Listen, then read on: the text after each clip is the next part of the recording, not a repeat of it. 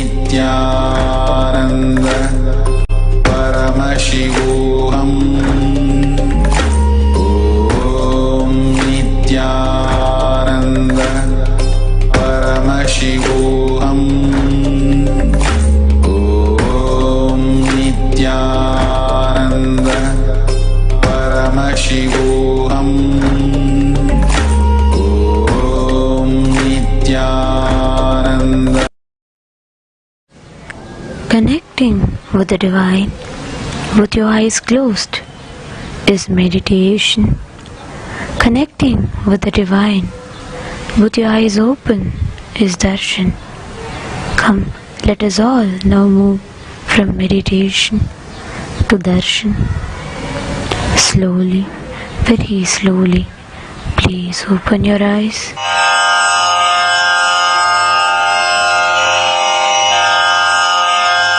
श्री कैलासोन्नतद्वादशान्त श्यामला पीठारूढ श्री मीनाक्षि सुन्दरेश्वरा भिन्नस्वरूप परशिवपुत्र रत्न कुमार गुरुमण्यतुल्यावतार श्री पार्वती स्तन्यपानलब्ध दिव्यज्ञान विश्रुत सकल निगमागम सारभूत द्राविड वेद प्रवक्त्रे श्रीमत् परमशिव करुणा समधिगत मुक्तामय चतुरश्रयान गीयमान छत्र चामर श्रीचिह्न काहलादि समस्त बिरदावल्यलङ्कृत ज्ञान विज्ञान चक्रवर्ती सर्वजन संघ सद्यो निर्वाण दीक्षा व्ययापवर्गवर्ष विश्राण जीमूत परमत कलभ केसरी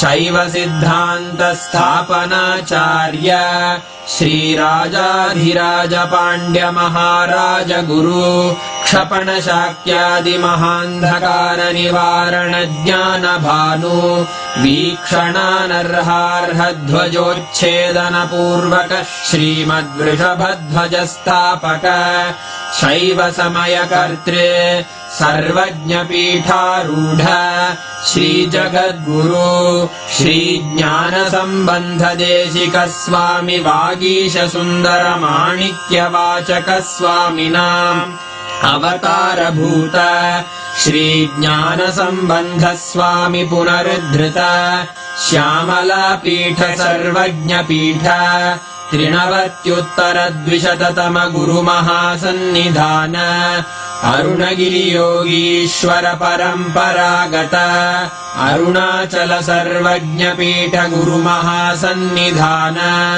कैलास परम्परागत काञ्ची कैलास सर्वज्ञ पीठ त्रयस्त्रिंशदुत्तरद्विशततम गुरु महासन्निधान नित्योत्सव नित्यमङ्गल नित्य कल्याण नित्यरजित कैलास परम्परागत आदि कैलास नित्यानन्द पीठ महासंस्थान महासिंहासन पीठ कर्तः साक्षात् श्री परमशिव समुद्भूत कैलास परम्परागत वैवस्वत मनु इक्ष्वाकु हरिश्चन्द्र भगीरथ श्रीरामचन्द्र शूरसेन इत्यादि अनवच्छिन्न सार्वभौम चक्रवर्ति परम्परागत चतुष्षष्टि योगिनी मण्डित चतुष्षष्टि सम्प्रदाय प्रवर्तक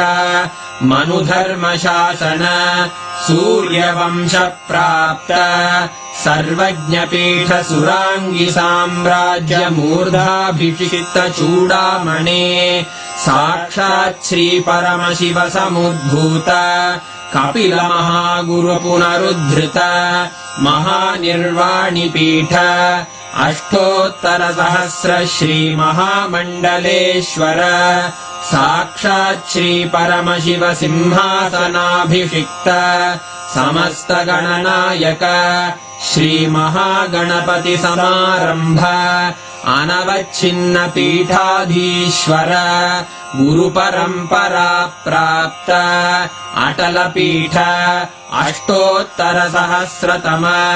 अष्टोत्तर सहस्र श्री अटल पीठाधीश्वर धर्म मुक्ति स्वर्गपुर स्वर्ण पीठ त्रयोविंश गुरु महासन्निधान कैलास परम्परागत आदिपीठ सर्वज्ञपीठ जगद्गुरो श्री कैलास पुनरुद्धारक श्री कैलास परमाचार्य श्रीमत्परमहंस परिव्राजकाचार्य वर्य सच्चिदानंद प्रणव स्वरूप श्रोत्रिय ब्रह्मनिष्ठ श्रीमज्जगद्गुरु श्रील श्री भगवत् श्री नित्यानंद परमशिव श्री ज्ञान संबंध देशिक परमाचार्य स्वामिन् अत्रागत्य परिपाल्य च अस्मान् विज्ञान वितरणेन विजयी भव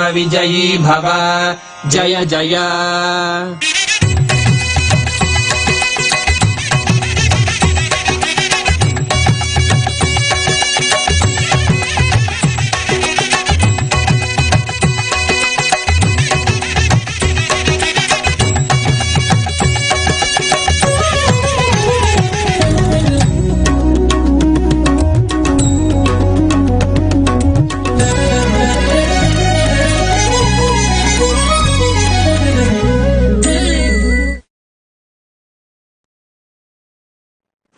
नित्यानन्देश्वर Paramshiva समारम्भाम्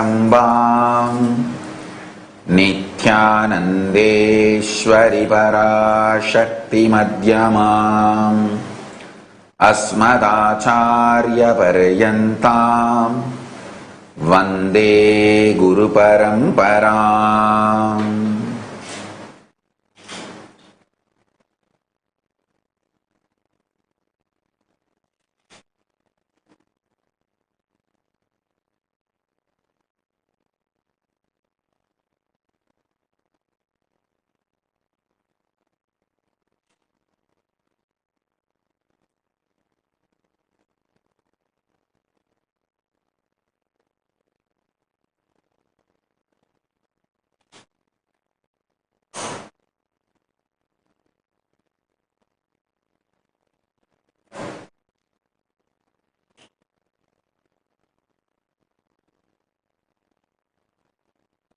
I welcome you all with my love and respects. I welcome all the living and practicing Hindus from all over the world. I welcome all the visitors, viewers, Sarvanyapita Kartas, Yajamans, Manifestors, Sarvaparityagis, Shrimans, Mahans, Kotaris, Tanedars.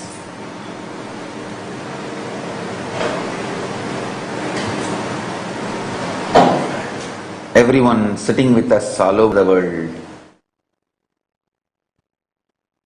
through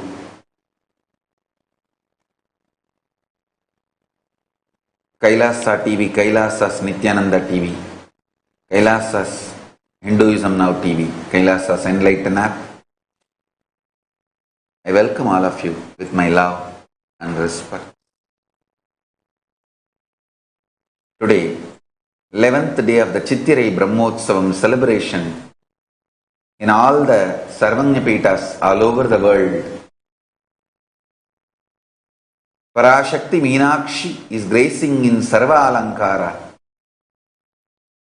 and Sundareshwara Paramashiva is gracing in Sarva Alankara and Swarna Rishabhavahana. Let's first receive their grace, offer our worship, then enter into the Satsang.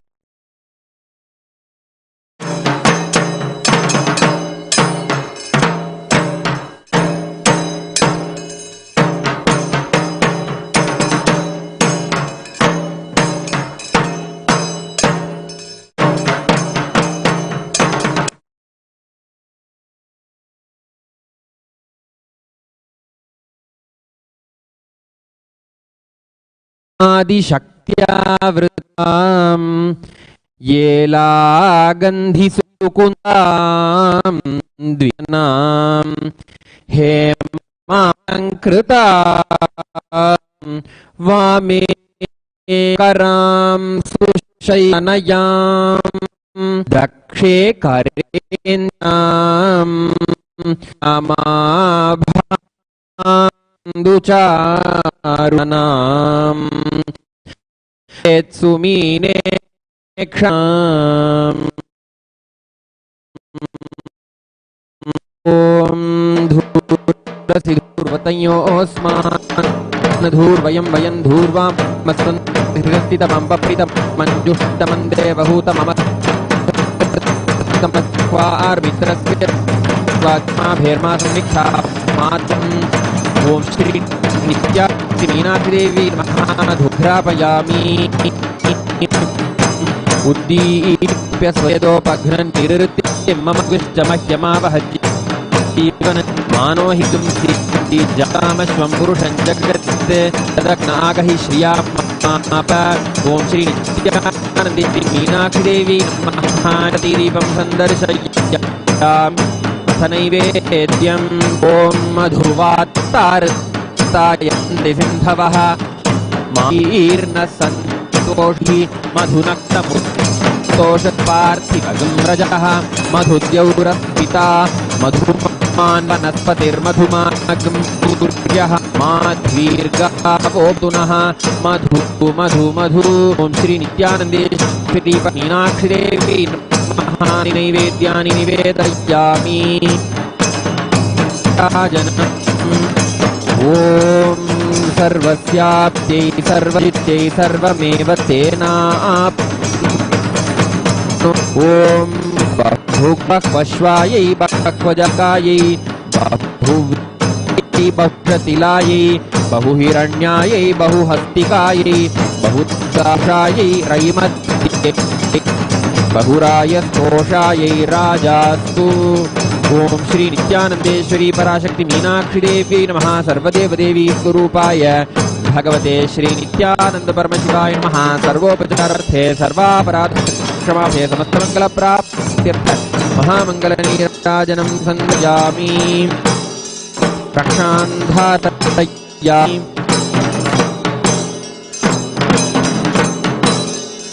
क्षालम्बितवाद्रितपदम् कृष्णं मृगचाभयम् टङ्कं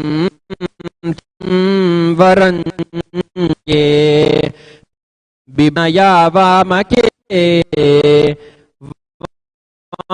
निद्रितान्यपदया देव्या मध्यतः स्कन्देन करद्वये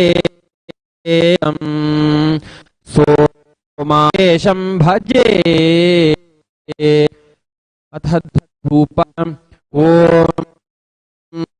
ध्रुवतयोऽस्मान् धूर्वानामचितमं बप्रितमञ्जुष्टमं भूत मम हृतमसि हृगम्हस्वमाह्वार्मिचक्षुषा प्रेक्षेमात्वा हिंसृशम् नित्यानन्देश्वर परमशिव सोमस्वामिने नमो नमः उपमामि ॐ ईप्यस्वजातवेदोपघ्नन् पशुकृश्च मह्यमावह जीवनं च दिशो दिश मानो हि गुंसीज्जातवेदामश्वं पुरुषं जगत् अभिलग्न आगहि श्रिया नित्यानन्देश्वर परमशिव सोमस्वामिने नमो नमः एकहारतीति दर्शयामि वेद्यम् ॐ अमृते अमृतवर्षिणी स्वाहा ॐ श्री नित्यानन्दे शिव सोमसुन्दरेश्वर नमः नानाविधानि नैद्यानि निवेदयामि अथ नीराजनम् ॐ सोमो वाये राज्यमादत्ते सन् राज्यो वासेन यजते देवतानि हवीगं शिभवन् एतावन्तो देसवाः तयेव सवान् प्रयच्छन्ति एनं पुनः सुवन्ते राजा भवति तमहे वाग्विशुद्धानः शिवः प्रचोदयात् ॐ श्री नित्यानन्देश्वर सोमसुन्दरेश्वर स्वामिने स्वरूपाय भगवते श्री नित्याशिवाय नमः सर्वोपचार सर्वापराधक्षमापणार्थे मङ्गलप्राप्त्यर्थे च मकनीराजनं सन्दर्शयामि रक्षान्धारयामि।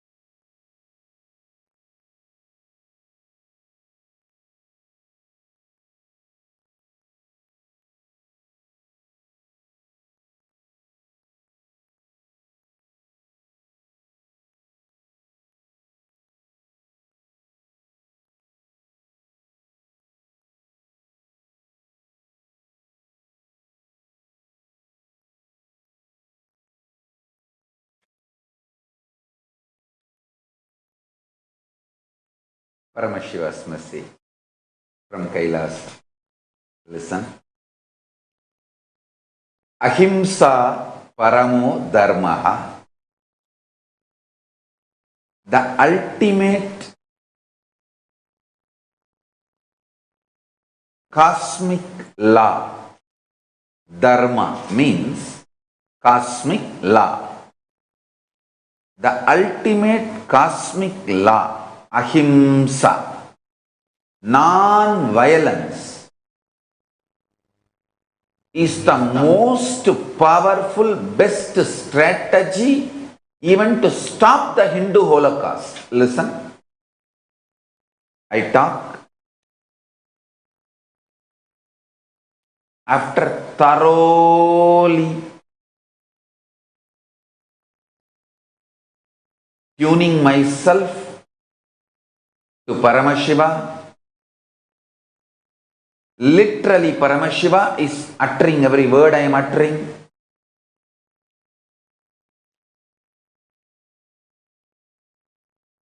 Even the full stop, comma, pass, everything is directly his. Including the body language, everything is his. He is just using this muscle memory, biomemory, bioenergy to manifest and do what he wants to do. So please understand, I am very responsible for what I am talking. Let me first make clear explanations. Let me first make you all understand how I adopt ahimsa, non-violence, for relationship with me and relationship with my guru, relationship with my first team, relationship with my sangha, relationship with my disciples and devotees, relationship with practicing Hindus, relationship with the whole universe, relationship with the whole humanity, relationship with everything. I'll explain step by step how I adopt. Krishna says beautifully in the Gita, if you know how I function, you will become enlightened. I tell you, Krishna is the greatest strategizer based on this Paramadharma Ahimsa. Fools and stupids, anti-Hindus are those who claim Krishna made Mahabharata war. No! Understand? Krishna personally went to negotiate peace. And he was abused. And Krishna knows he will be abused. He may be abused when he goes for negotiating peace. But still, he took the risk. Not only abused, there was a murder attempt on Krishna. There was a murder attempt.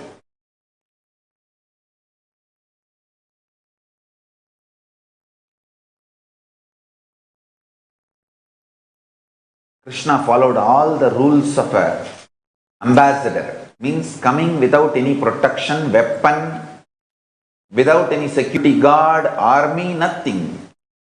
Just Nirayudhabani, he came. And these bloody Gaurava fellows and Duryodhana, due to his extreme delusion, he orders Krishna's arrest. And then the whole earth shakes. And Bhuma Devi kicked him out of his throne. He was thrown out of his throne. THROWN. Thrown out of his throne. THRONE. That time itself Bhuma Devi decided this fellow, this Duryodhana, should not win in the war. See, arresting Krishna not only not right as per the country law,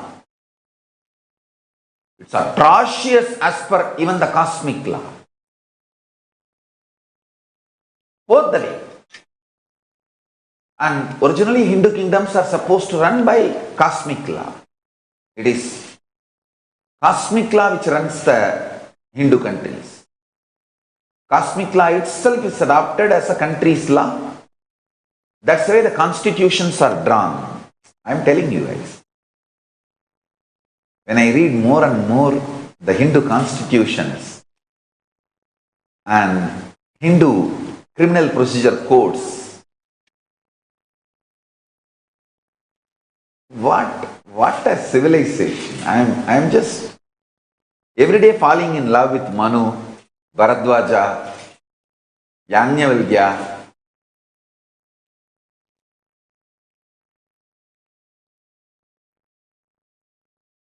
I tell you guys, I will at least keep all this alive in one place where the future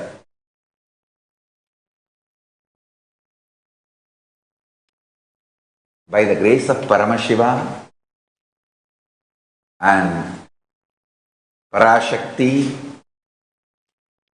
because they are blessing me with the power manifestation signs. More and more with the power manifestation signs, I am going to inspire many countries, decision makers, judges, administrators to study Hindu scriptures. Just for that, I am collecting and organizing everything. When a judge in a developed country is surprised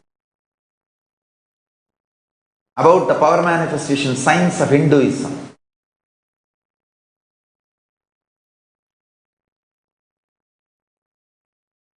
I will make sure and support him to understand Hindu judicial system, how life positivity is. Anyhow, all these are my future plans and vision. Let me now stick to this one subject, how the non-violence, Ahimsa, can be the strategy to stop the Hindu Holocaust. First thing, understand.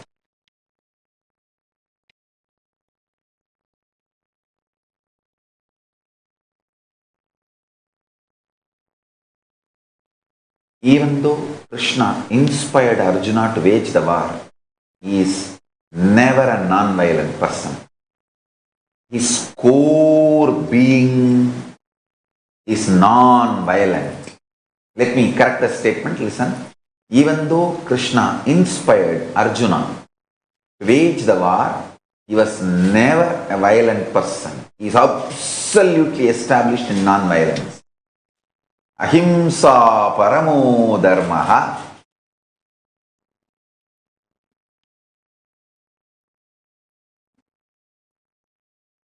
Understand?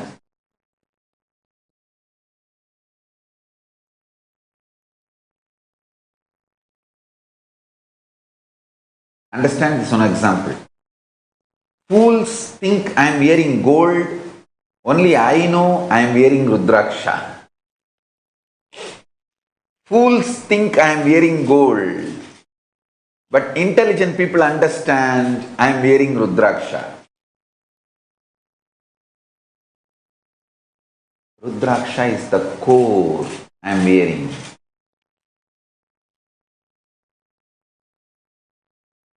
Krishna is absolutely non-violent to his core. He wants the humanity to be saved. But those days, the foolish, when he was in the body, the foolish human beings who did not listen made the Mahabharata war and the destruction. Even at that situation, Krishna made sure that minimum damage is done and at least humanity is spared.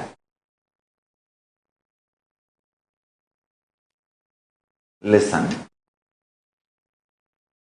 Step by step, understand.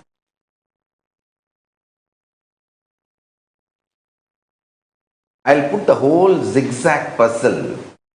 I'm making different statements. Now I'll connect all of them and understand this. Core of me are Krishna. Our core which does the strategy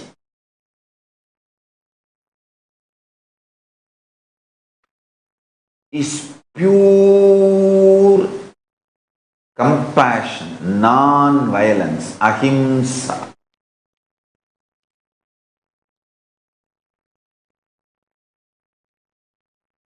Janma karma chame divyam evam yovetti tattvataha tyaktva deham punarjanmanaiti mameti sorjuna. Understand? I'll expand on this verse when I am continuing with the whole satsang. Now just listen to the verse. Janma karma chame divyam evam yovetti tattvataha tyaktva deham punarjanmana iti mameti sorjuna.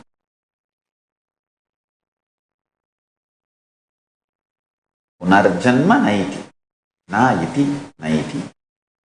Mameti sorjuna. Now listen. Let me.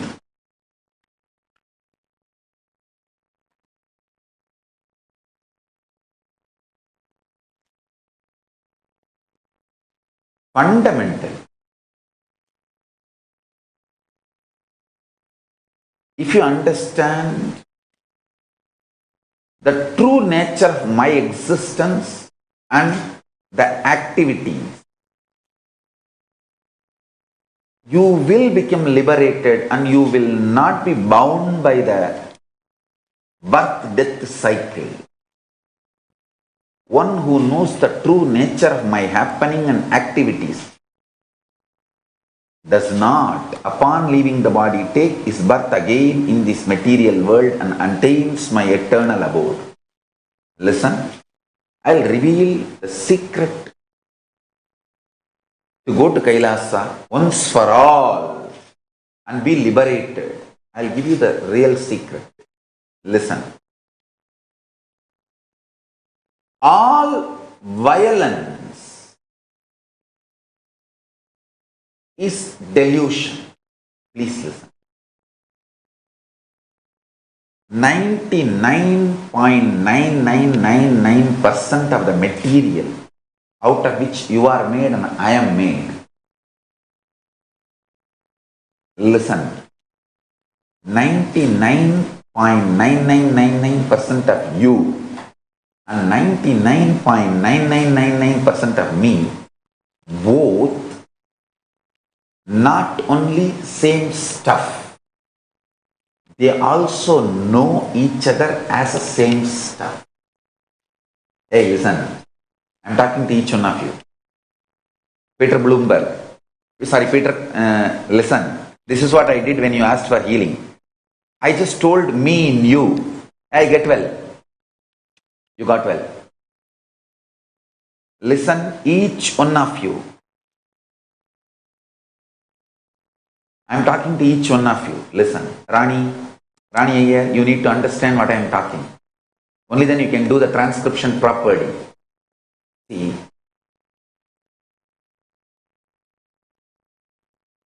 all my Balasans, listen.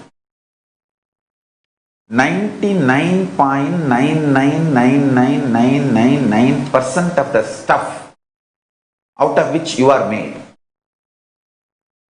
and 99.999999% of the stuff out of which I am made, both are one and the same. Listen to the second statement, that both material know that they are one and the same. that 0.0000001%, that only is the little arrogance, anger, makes you and me feel separate inside you. I call it delusion. I tell you, the worst delusion, greatest delusion, illusion in the universe is feeling of separation. At one day, quantum physics and science will catch up with what I am declaring. That will be the greatest revelation for humanity. As on now, the trust level between the humanity decision makers and me may be very less because they do not know me or whatever. So what I am declaring now, they may not take it seriously. But at some point, people whom they trust, those scientists or quantum physicists or whoever, they may come to the same conclusion which I am declaring. They will come. Humanity has to come to this conclusion which I am declaring now. Because humanity needs to be saved. No other way. So humanity has to come to this conclusion. It will come to this conclusion. Listen. 99.99999% of the stuff out of which you are made, I am made. All of us are made. That stuff is same. And the most important thing is not only it is same, it knows we are all same.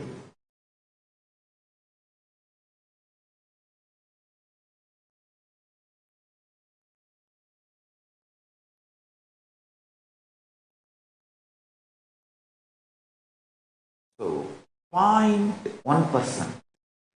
I won't even say 0.1%, 0.00001%. That only makes you feel you are separate from the universe. Anger and arrogance. Listen carefully. That is why I am telling, feeling separated is the most stupidest and worst delusion. Worst delusion.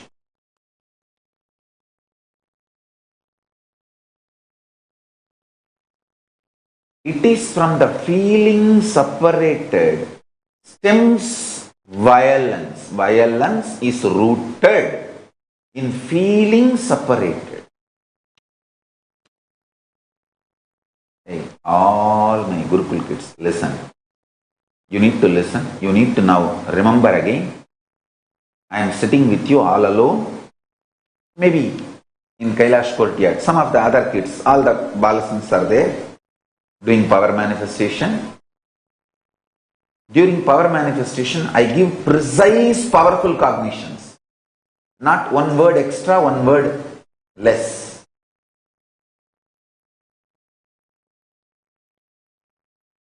Power manifestation needs certain intense, integrated atmosphere. Even once if you cheat, that vatavarana, that energy field is disrespected, and it takes a lot of time to heal that energy field again. So listen. It's with extreme love and compassion I am telling you the secrets. Secrets of my success. And these secrets will make you successful. Never ever get frustrated about life. Never ever get angry about life. Never ever get violent about life. If you cut and check me inside, there will be 0% violence. Not even one iota of violence. That is the secret of my success. Now you should listen. All my kids, listen. I am sitting with you with my one hand on your shoulder and telling Kana, இது பரம ரகசியமடா, நல்லா கேட்டுக்கோ. The material, the metal, core stuff out of which you are made, I am made, this universe is made, Paramashiva is made, that material is same. And the great news is, this material knows that we are all same. It is not that you need to build this enlightenment step by step. No.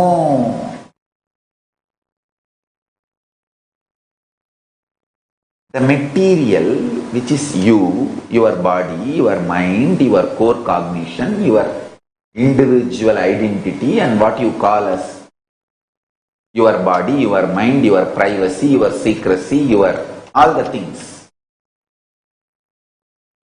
Whatever you call as you, close up to you. My mother, my father, my daughter, my sister, my son, my husband, my whatever, my friend, my beloved, my soulmate, or me.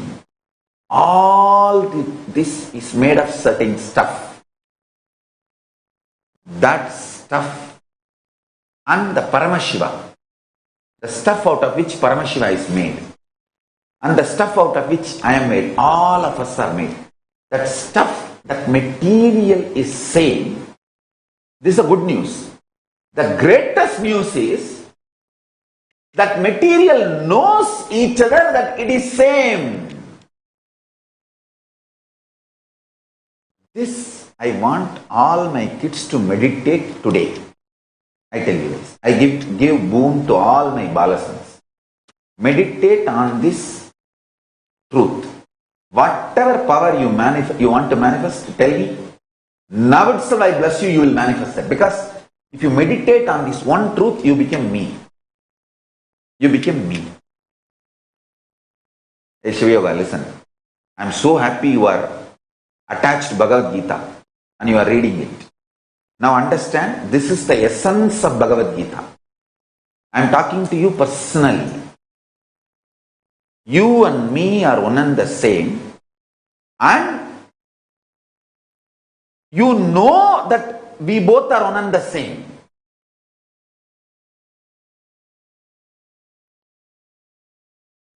That is the great news.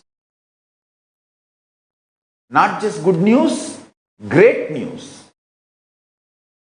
And all of you should understand. What I am talking to my kids is the most important secret strategy. This is like how you should know the funny thing. Top people who administer, promote vaccines, don't vaccinate their kids. I don't want to get into that anymore. Leave it, forget about that subject.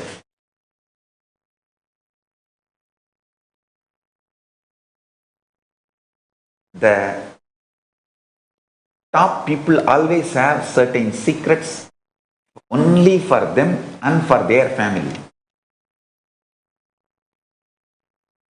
Listen. Whatever they do with their family is the right. The most right and secret strategy. I am talking this to my kids, means this is the most secret but right strategy. Rajavidya, Rajaguhyam. Royal knowledge, royal secret. Feeling separation should be handled with the tool of completion, not supported by your arrogance. When you feel separated, do not try to support your thought currents with arrogance. No. Try to deal yourself with completion. I am telling you some of the basic truths.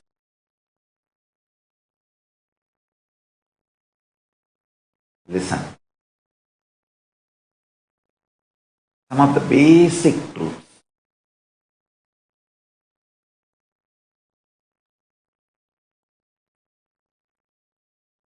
This really happened.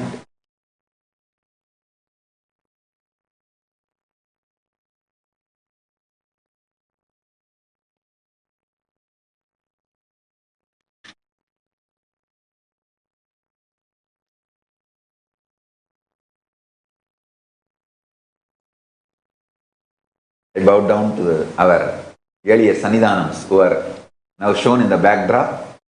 Actually 88, 89, 90, all our Paramaguru, Sannidhanams, our Acharyas, our earlier Sannidhanams are now shown as a background. I think already in all our Sarvanya Pita we have kept the photographs of them.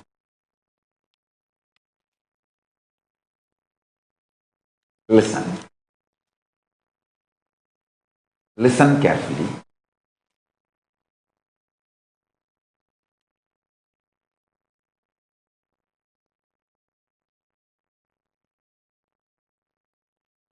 Inside, if you decide no violence, no separation, if there is a separation feeling, no question of encouraging that feeling. See, listen. You are dreaming as if a tiger is chasing you and you are screaming, "Hey, somebody give me my revolver, please somebody give me a weapon, please somebody give me a rifle, I have to kill this tiger and save myself."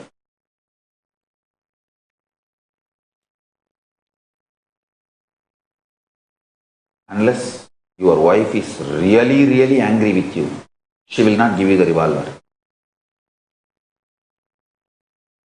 Because if you get the revolver in the deluded state, you will surely kill yourself or the people around you, not the tiger you are seeing in the dream and in your delusion.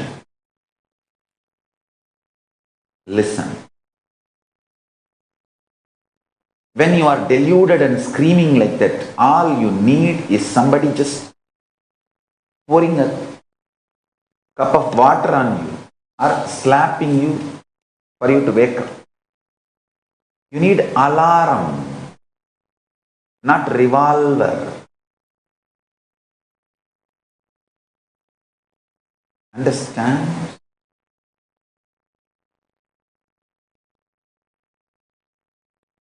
The inside you healing and understanding the core delusion is separation.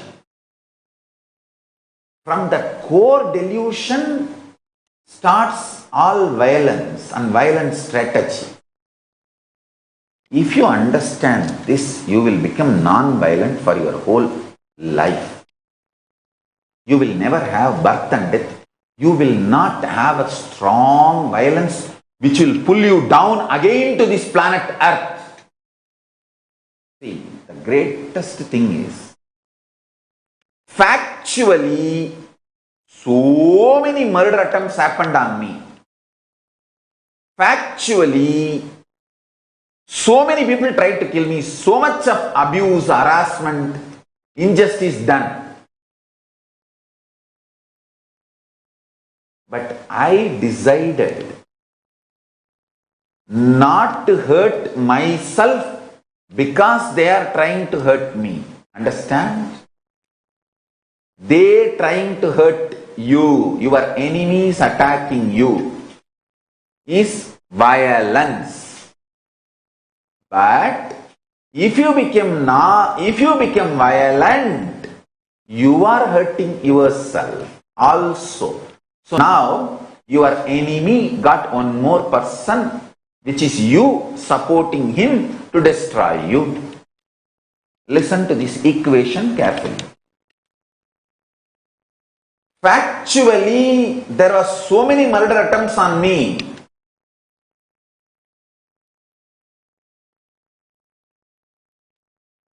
Lawfare, character assassination, murder attempts, assassination attempts, literally destroying my whole hard work and sangha, making me illegitimate. Everything happened in factual level.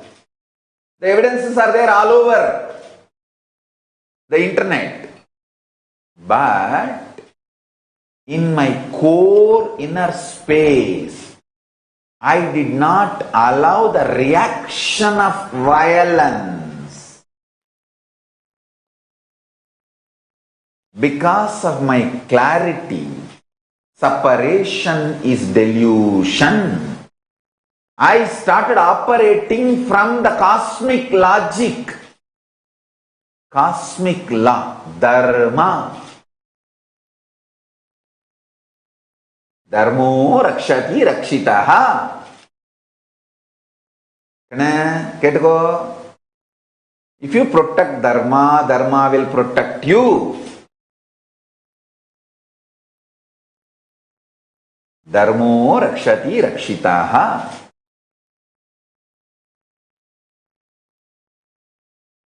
Listen.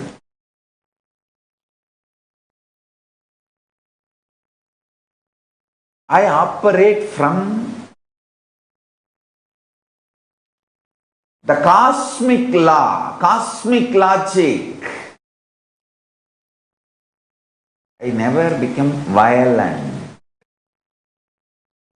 I only started analyzing what should I do now to fulfill my mission. What is my mission? To bring all the great things from Kailasa, Paramashiva's grace first. And all the great things like a state of Paramashiva, space of Paramashiva, powers of Paramashiva, being of Paramashiva, super consciousness of Paramashiva, Kailasa of Paramashiva, all the great science, technology, methodology, knowledge, all those great things, bringing all of it and sharing it with the world. Understand? When Skandamata starts talking, starts understanding, communicating, this is the first truth I will teach her. Hey, you and me are one and the same. You and everyone around you are one and the same. You, your mom, your dad, your sisters and this universe and me and Paramashiva, all these are one and the same. This is the first gift I will give it to her as her guru.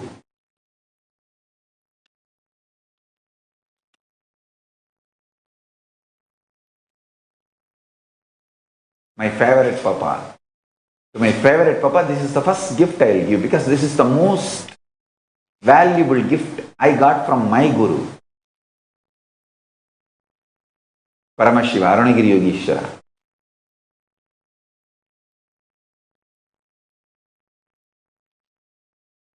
Listen.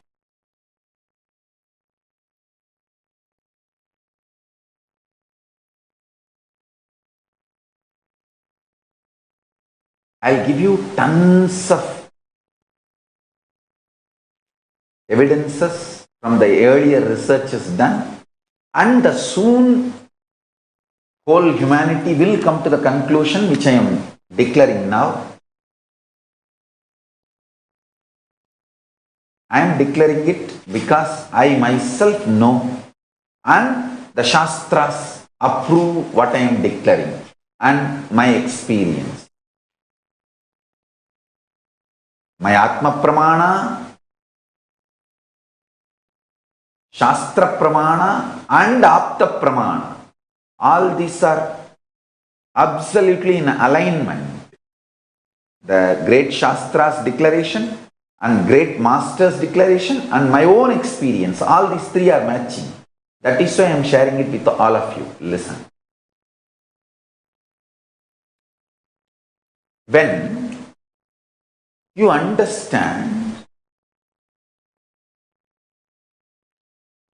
Ahimsa Paramo Dharmaha, at every situation you only respond life positive. You don't react.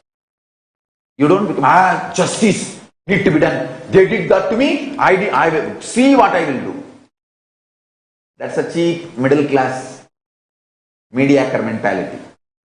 Stop. They arrested me illegally. It was a assassination attempt, persecution attempt. Whole world knows.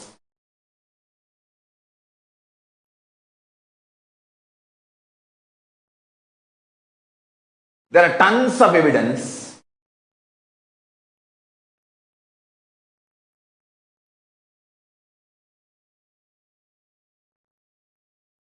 Na bhuto na bhavishyati means neither before nor after. In whole Indian legal history, the Indian history, any FIR filed without a victim. Because I never raped anybody, how will you find a victim? Without even cooking up a false victim, they filed the FIR because they don't have time to cook up the false victim. They need some person they could not find. Na bhuto na bhavishyati, neither before April 4th, 2010 of Indian history and nor after April 10th, 2010 of Indian history, sorry, April 4th. April 4th, sorry, maybe I think March 4th. Neither before the March 4th, 2010 of the Indian history nor after the March 4th, 2010 of the Indian history, there was ever FIR filed without a victim for the rape charge. Foolish, stupid dogs destroyed the respect for Indian legal system.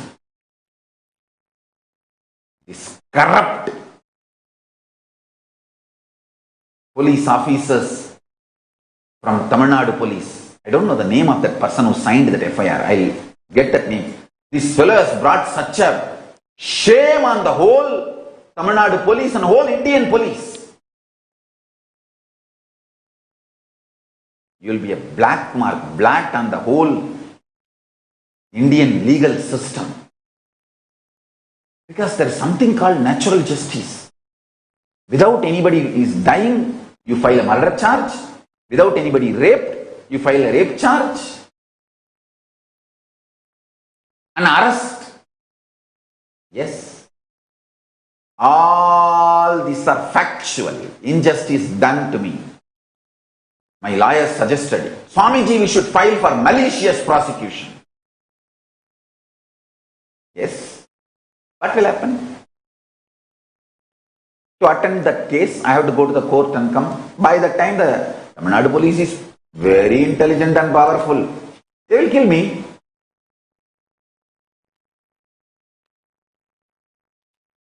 Or even if I manage to survive somehow, when will the justice be served? 25 years. By that time, I will be, I don't know, 60. At what age they attacked me? I think 2010 if they attacked me means. Then I was Around 30, little more than 30. 78 born. I must be 32. Around 32. So when the justice comes, it will be at least 60. 25, sometimes even more than that. I may be around 60. So you want me to waste my whole life on this? That's the most stupid, mediocre, middle class mentality. Not that what they did is right, but I operate from cosmic logic. Hey, I am here to deliver Paramashiva Jnana and Paramashiva Vijnana. This Dravish gang, which is attacking me, which was attempting to assassinate and eliminate me, and that gang, their only aim is that I should not deliver what I brought from Kailasa. They don't have any other personal hatred on me, because I am nowhere related to them. I never even spoke one word criticizing them. Forget about it. I never even bother about them. I actually don't even know them. Till they attacked me, I don't even know their names. So there is no personal enmity. They tried to grab some of our properties, is true, but just for the property, I don't think they will try to kill, because they grab the property of the whole country. If they have to kill everyone from whom they have to grab the property, then nobody will be alive in Tamil Nadu. So that may be one reason that I did not cooperate with them for them grabbing my property, Sangha's property. That is one. But the persistent murder attempts, assassination attempts, is more ideological. They do not want me to do the real spiritual work. And you need to understand that. Even if I win the war in the end, they would have wasted my whole life. Understand? Just by getting into the war, I would have lost my whole life. The purpose for which I came would not have been fulfilled. That is why I am telling you, Ahimsa paramo dharma. See, one thing, inside me there was so much of healing, completion, understanding about Ahimsa paramo dharma. Ahimsa is ultimate cosmic law. Because of that, I never got agitated, even though factually so much of injustice is done to me. I never reacted or responded. Just now we got the information. One person's name, Inspector Madhyalagan, is the one who signed the FIR. This fellow has brought up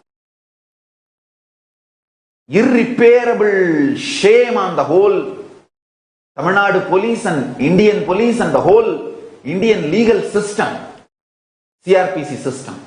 Na bhuto na bhavishyati. Neither before the April 4th, 2010 nor after the April 4th, 2010 ever there is an FIR filed on anyone on rape charge without anybody getting raped, without any victim. See, you call somebody as a victim and then court says no evidence and then acute, that and all is happening. That is regular happening. Some cases get convicted, some cases get acquitted, that is different. But without even a victim filing an FIR and arresting, shows very clearly it's a murder attempt, assassination attempt to kill me. And they are using prosecution as a very cunning way of legitimizing their attempt to kill me. That's all. So listen now.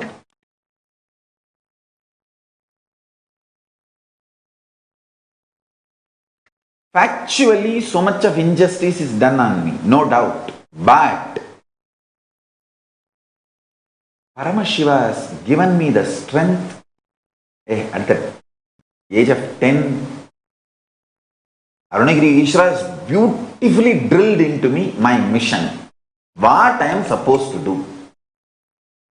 That was so alive in me. I did not get deluded by this dash, dash, dash, dash, dash. Demons and devils, I tell you. If I got into the war with them, with Paramashiva's grace and the powers he has given and the protection of Kalabhairava, I would have won. But when? I would have won, W-O-N, but when? W-H-E-N. By then my life would have gone. I will not be able to enlighten all of you. I'll be so busy there. Is that the purpose of my life? I tell you, if you don't react, don't get agitated with violence inside, you will be so aligned to your purpose. You will be productive for yourself. Feeling productive for yourself is the ultimate completion you need when you need to die, when you need to leave the body. You see, when I need to leave the body, I am absolutely clear. I have feeling that productive for myself, my goal. What I want as a life, I am productive to myself and my purpose, my strategy. That is what is fulfillment, purnatva, completion. If you carry that when you are leaving the body, you will be enlightened, you will be liberated. You don't need to come back once more.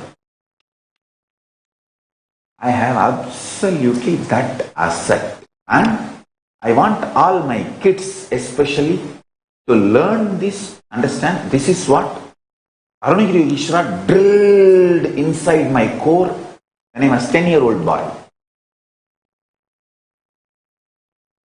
One thing, my gurus are such honest people.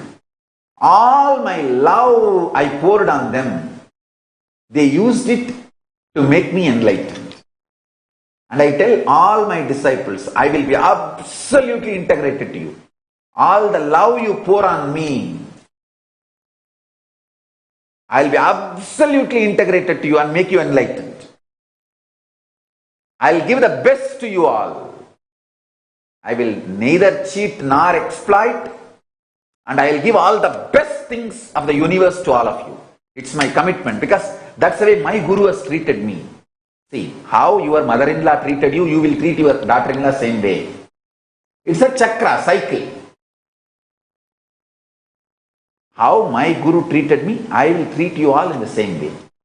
My gurus were absolutely integrated to me. So I commit with you guys, I will be absolutely integrated to you.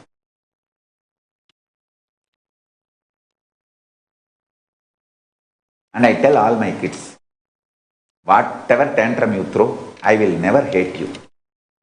Because my gurus have never hated me. And it's not that I did not throw tantrum with my gurus. I have done so much. That karma only is coming to me now. As all of your tantrum. But that is okay. How they loved me. Even if I threw all tantrums and never gave up on me, I promise and commit with you guys. I commit with you guys. I'll behave the same way my gurus behaved with me and took care of me. I will not give up on you guys, and I will not hate you guys. I will never ever hate you guys. I will not give up. Even if you guys leave, I will wait for you to come back. I will never hate.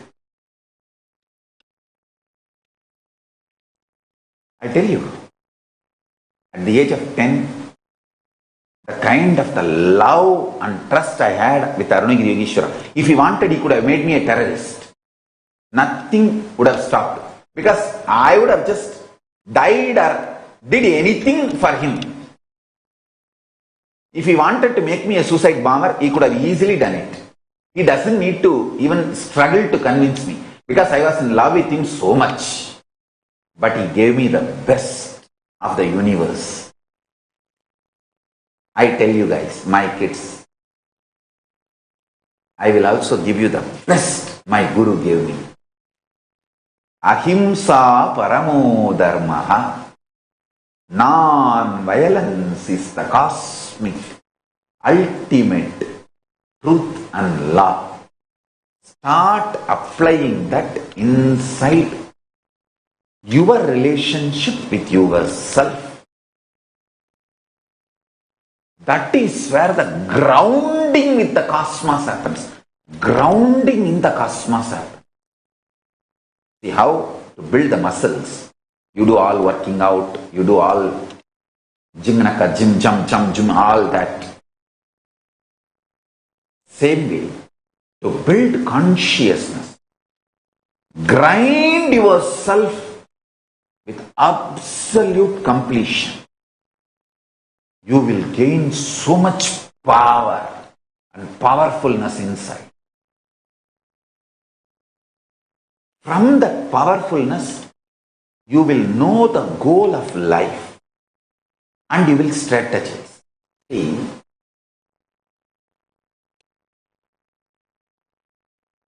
if I got into the fight with them, with this Dravish gang which was trying to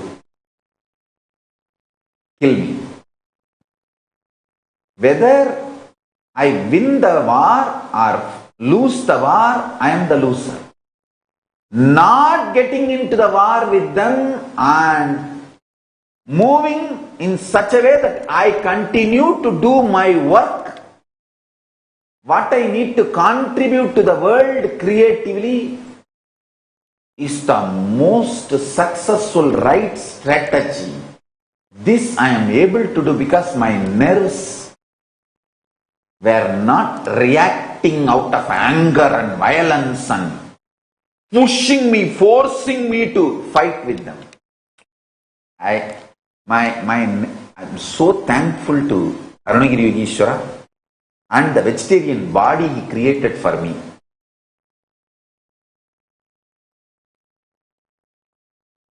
The only non-vegetarian got into my blood. I should not even say non-vegetarian. The only ones the blood went into my system is Arunagiri Yogeshwara's blood. Once some small wound on his finger happened. Usually the kids, that's the way we are taught in the school. The first aid is putting the saliva. And if your finger is cut, you have to put it in the mouth and stop the bleeding first. So I just did that. And his blood went inside the body. Other than that, no other blood has gone inside my body, and absolute non-violent. So happy for the non-violent, stable, powerful nervous system Paramashiva has gifted to me. Because if you are agitated inside about this so-called justice, injustice, fact-based justice and injustice, your whole life is gone. Whole life is gone. You can see the sweetness and joy in my eyes before 2010 and now same. After 10 years of relentless persecution, unable to rest even one night peacefully, still my nervous system is not shattered. Will never be shattered. That's the truth. Anybody else with so much of injustice done to them factually, would have become violent, at least for self-defense. I made it very clear as my strategy. I will find a place where I can sit non-violent, peaceful way and contribute what I need to contribute to the world. This is the first greatest success because of non-violence as a strategy I adopted within me and with society. I wanted every level, all my disciples to understand how non-violence has saved me, made me productive, made me contribute what I need to contribute to the world. See, I am not even going to be violent to declare non-violence is the only successful strategy. See, that I don't want to make even that as one more violence. Forget about it. I am telling how I adopted non-violence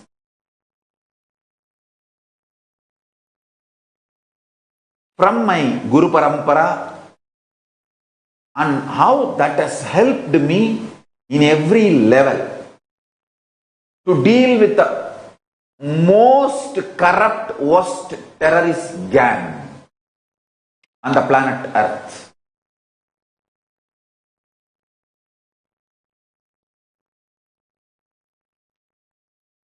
You see the track record of the Dravish gang, the number of murders they committed, but with never ever getting accused.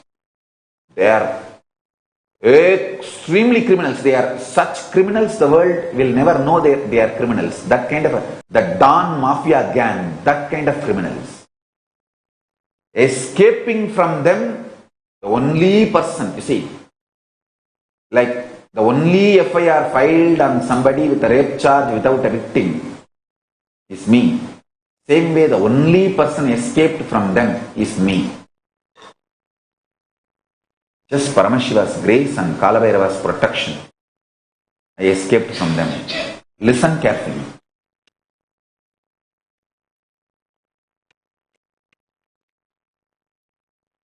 First of all, understand the so-called justice, injustice, all this belongs to binary logic of this world.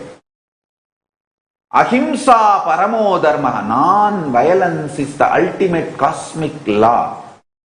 Is the cosmic law.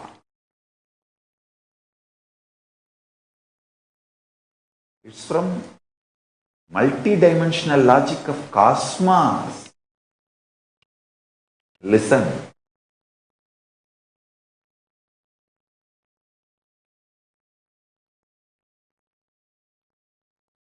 I'll give you more deeper secret. A person who does not have reactions will have more time in the inner space to be more productive and more active and more workaholic. People ask me, seeing Swamiji, last only few years you worked in your public life, how come you did so much humongous work? Especially people who see the pages that Sri Kailasa Uniting Nations for Yoga. I think the Sri Kailasa Uniting Nations for Yoga is the best page. Blessings to my yoga and our team. My real daughter, my yoga and our team. Blessings to the team. Amazing page. When people see all those pages and humongous work we have done, they ask me, how come so much work has been done? Listen, when you don't have reaction, when you are non-violent, you have so much time available for you. You are actually, literally, your time expands. Your time expands. It's the truth I am telling you.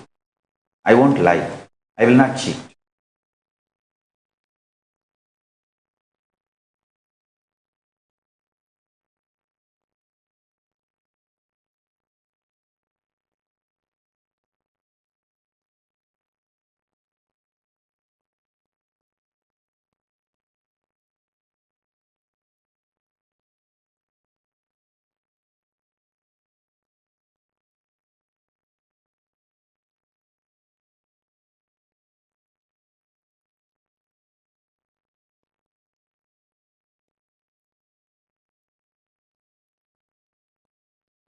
Listen.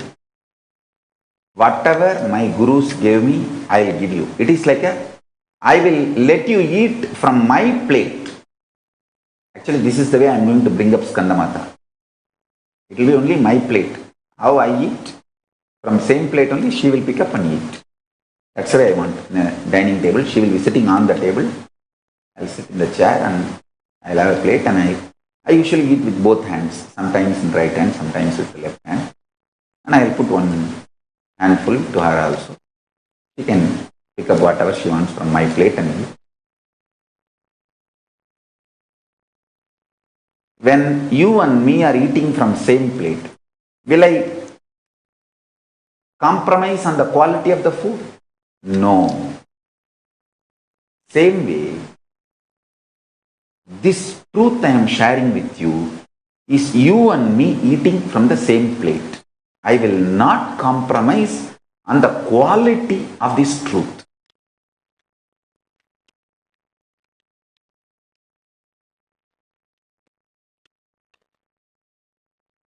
Listen. We often believe that exacting revenge is a form of emotional release, and that getting retribution will help us feel better.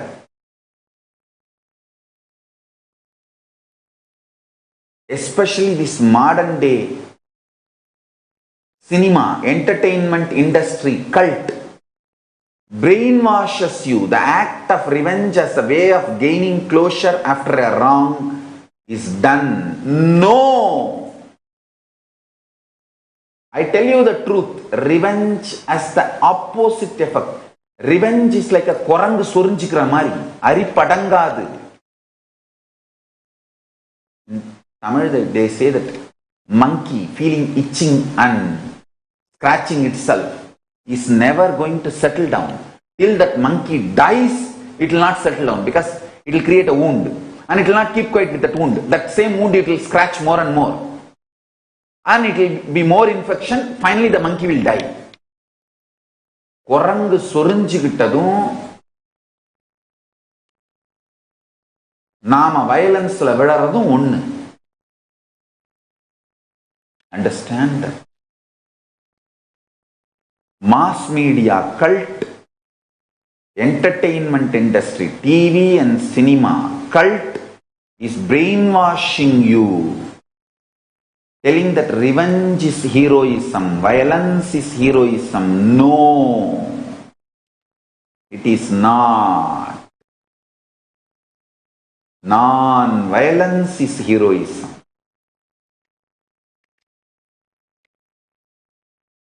Absolute non-violent strategy.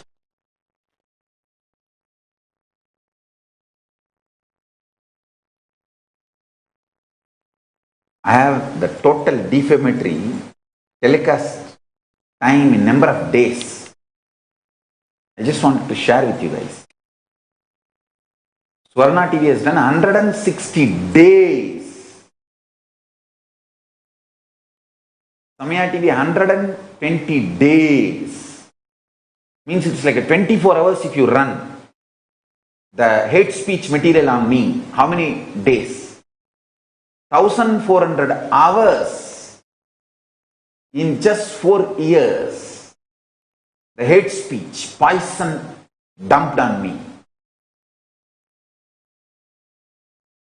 Anybody else would have had a nervous breakdown and by now dead. Not only I am not dead, and I am not having any nervous breakdown. I am பாரு என்ன பாரு என் அழக பாருன்னு ஜிங்கு ஜிங்கு.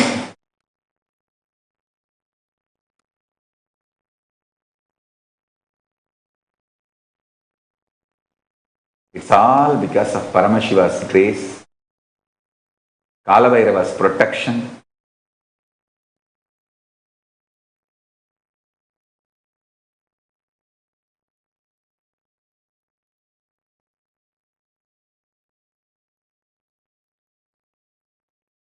The strong, powerful cognitions my Guru Arunagiri Yogeshwara gave me.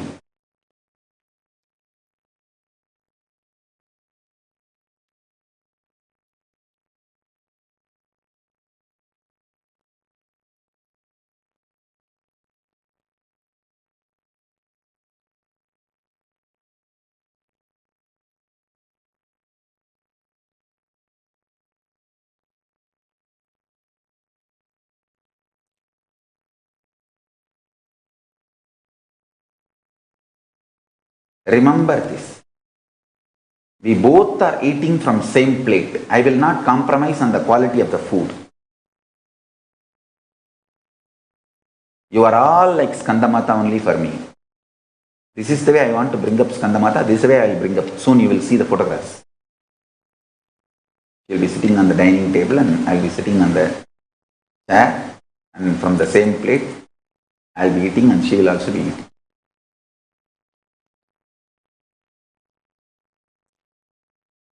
So when we both eat from same plate, we will not compromise the quality of the food. Same way, these satyas, these truths I am sharing, we both are eating from same plate. I will not compromise on the quality of the truth.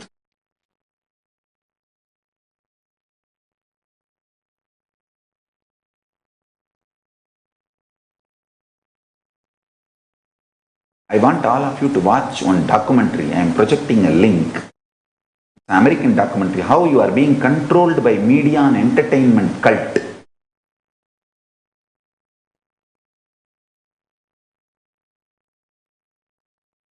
I want you to watch. The link I am posting, please watch it.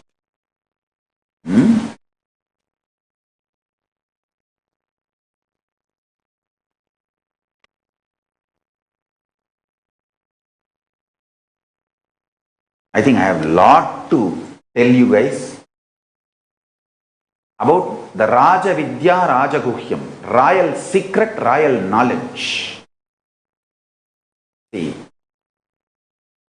just imagine, Skandamata, my papa is sitting on the dining table, I am sitting on the chair in the dining table, and we have one plate, and I am eating from that plate, and papa is also eating from that plate.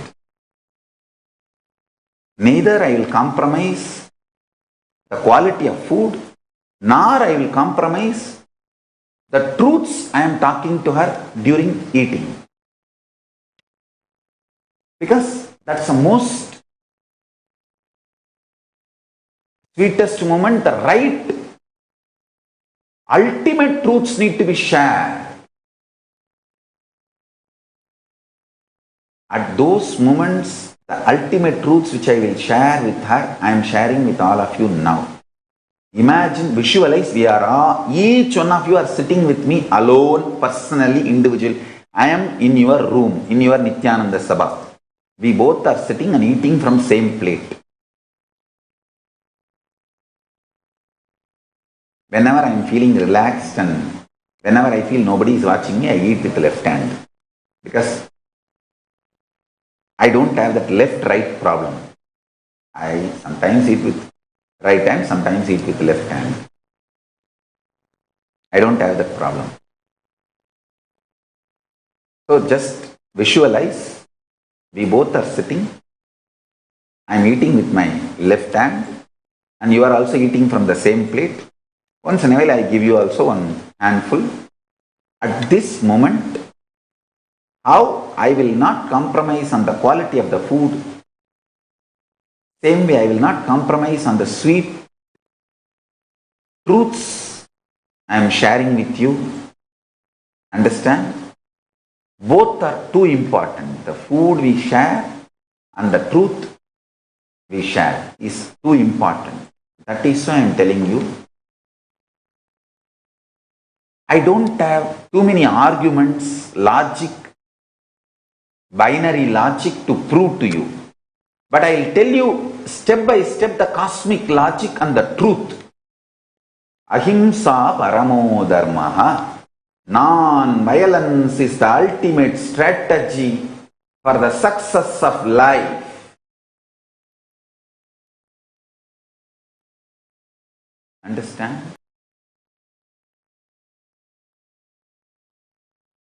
Frustration, anger, guilt, feeling ashamed or revenge, all these action reactions destroys your life, takes it away from you. You will be controlled and manipulated through those emotions. Listen. Injustice is done to me, no doubt. I am not saying it is not fact. It is a fact. Factually, so much injustice is done to me. But external facts should not mold your life's reality. Liberate yourself from the external facts. Let your life's reality not be impacted by the external fact. Then you are a leader.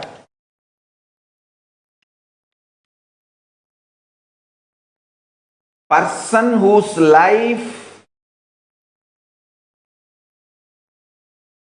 is not impacted, affected by the external facts is leader. I did not allow my reality to be molded by Dravish demons, Shaktis,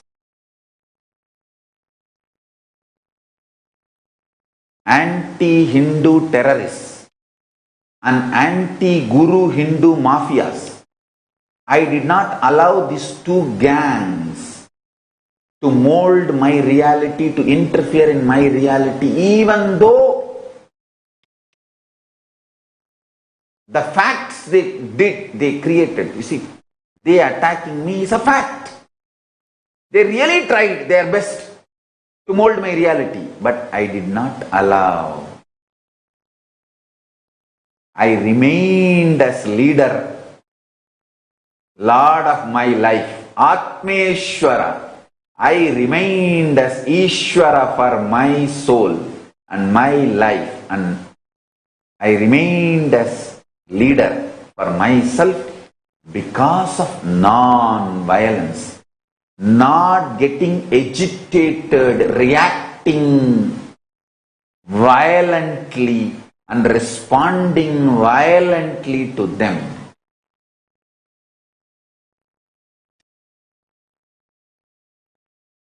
லூசு பசங்களா, சாமியார்னு நினைச்சிங்களாடா? சாமியார் இல்லடா, சாமிடா. சாமியார் இருந்தா எதிர்த்து போராடி உங்க வலையில சிக்கி இருப்பேன்டா. அழிஞ்சோ அல்ல ஜெயிச்சோ ரெண்டா இருந்தாலும் உங்க வலையில சிக்கி இருந்தா லைஃப் முடிஞ்சு போயிருக்குமேடா. உங்க வலையில சிக்காம தப்பிச்சதுலதான் நீங்க புரிஞ்சுக்கணும்டா. சாமியார் இல்லடா, சாமிடா.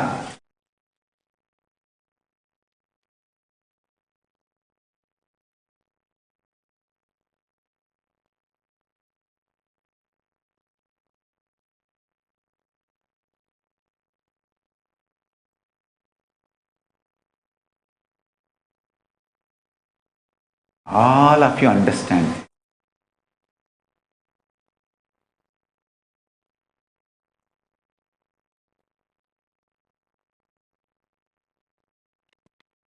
Not only I did not react, get agitated and do any violent reaction towards this Dravish gang, never once I even turned to my Guru Arunagiri Yogeshwara and said, Swamiji, why is this happening to me? Never. And I can't even think of it. When I turn to him, I only have a wide smile. And everything is the best. He has done, he has given, he is giving, he will give. I know for sure. It is extreme, wide, wild, raw, intense, intimate, sweet, passionate, life positive oneness with him. I can't even think of questioning him. Why is this being done to me? Why is this happening to me? After you being a guru of me, after you brought me up and you gave me so much love, energy, power, support, you did everything to me. You are my everything. Why is this happening to me?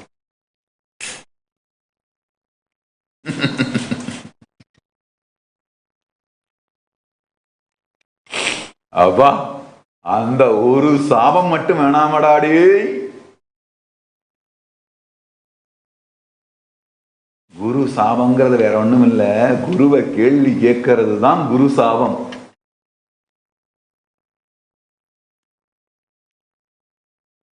குரு சபிக்கிறது குரு சாபம் இல்ல, குருவை கேள்வி கேட்கறது தான் குரு சாபம்.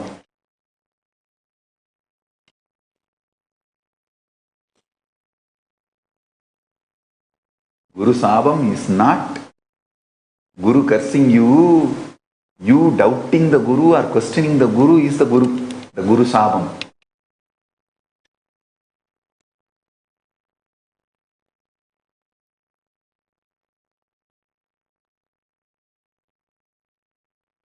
I tell you, in every level,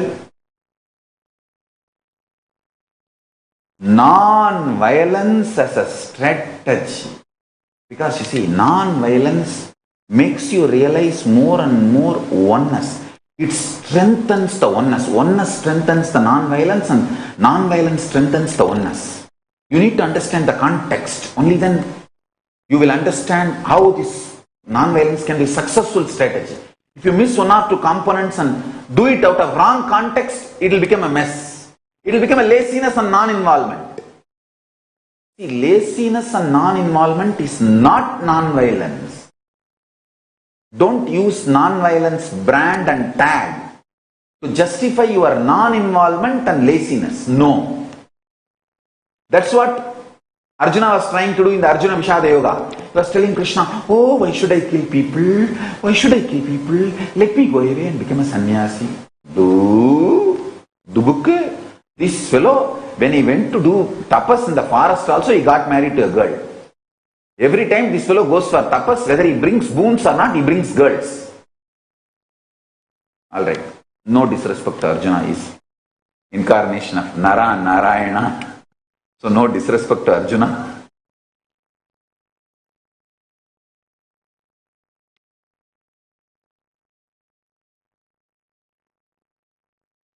Non-violence should not be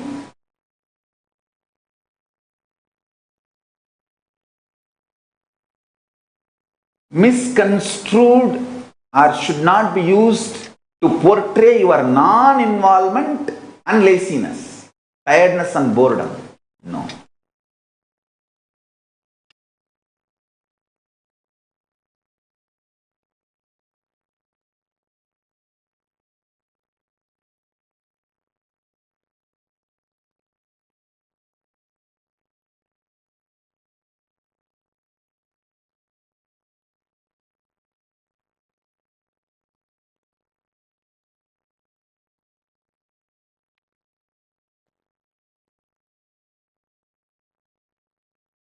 I'll continue. I think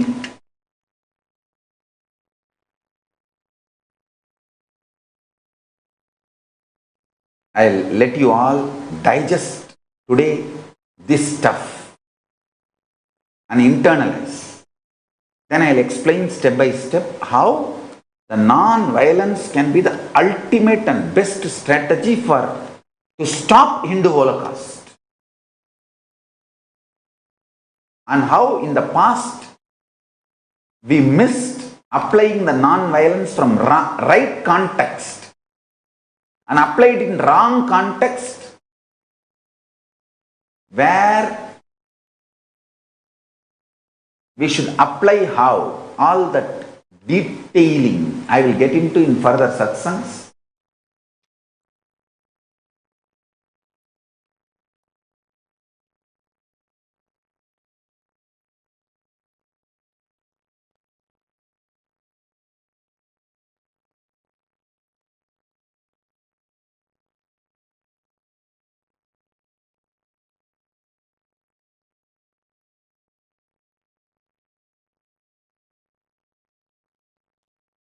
Now with this, I bless you all. Let's all radiate with integrity, authenticity, responsibility, enriching, causing, living by the Saivam, the states, space, powers, being, super consciousness, and Kailasa of Paramashiva, living and radiating the states, space, powers, being, super consciousness, and Kailasa of Paramashiva. Paramashivoham. Om Nithyananda Paramashivoham.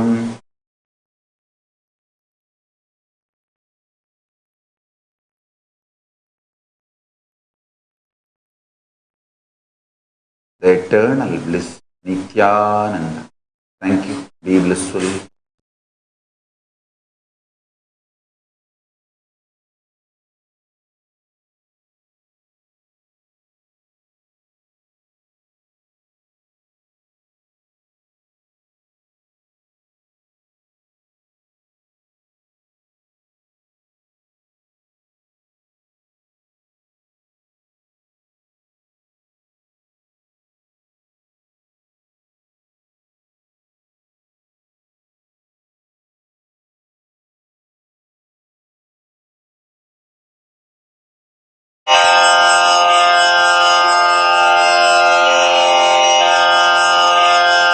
Shri कैलासोन्नतद्वादशान्त Shyamala पीठारूढ Shri Meenakshi सुन्दरेश्वरा भिन्नस्वरूप परशिवपुत्र रत्न कुमार गुरुमण्यतुल्यावतार श्री पार्वती स्तन्यपानलब्ध दिव्यज्ञान विश्रुत सकल निगमागमसारभूत द्राविड वेद प्रवक्त्रे श्रीमत् परमशिव करुणा समधिगत मुक्तामय चतुरश्रयान गीयमान छत्र चामर श्रीचिह्न काहलादि समस्त बिरदावल्यलङ्कृत ज्ञान विज्ञान चक्रवर्ती सर्वजन संघ सद्यो निर्वाण दीक्षा व्ययापवर्गवर्ष विश्राण जीमूत परमत कलभ केसरी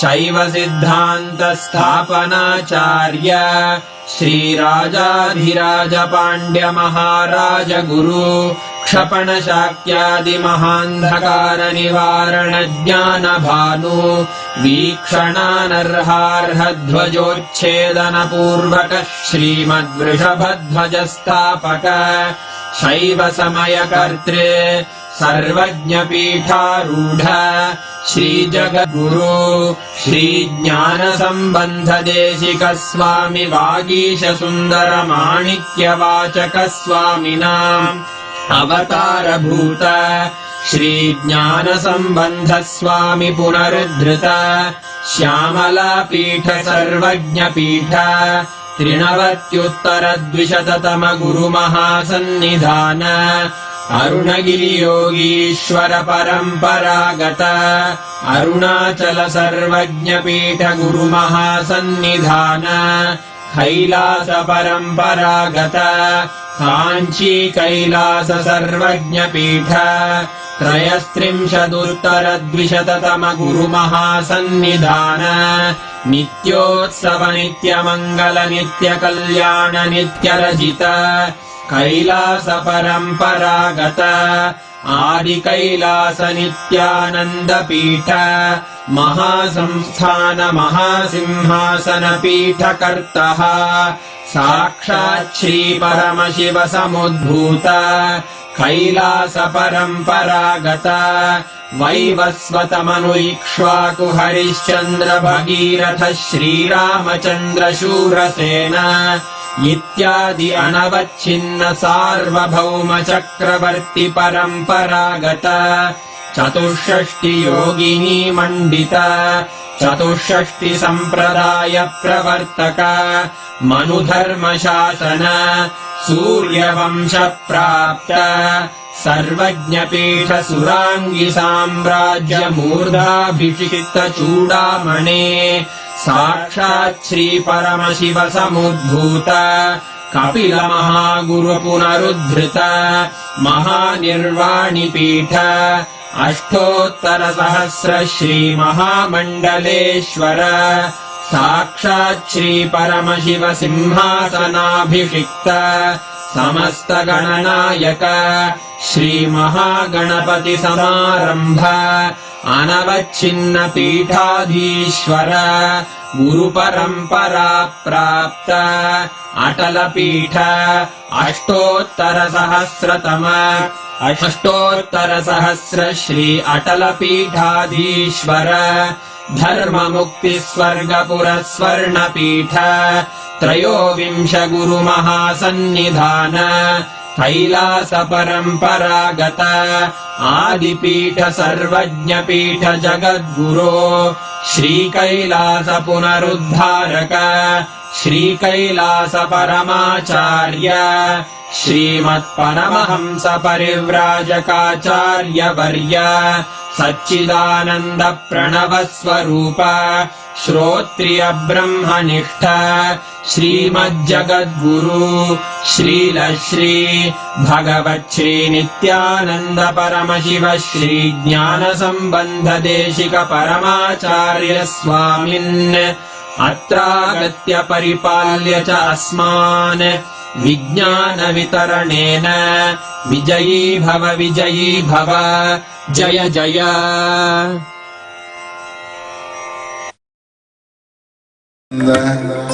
परमशिवोऽहम् ॐ नित्यानन्द परमशिवोऽहम् ॐ नित्यानन्द परमशिवोऽहम् ॐ नित्यानन्द परमशिवोऽहम् नित्यानन्द परमशिवोऽहम्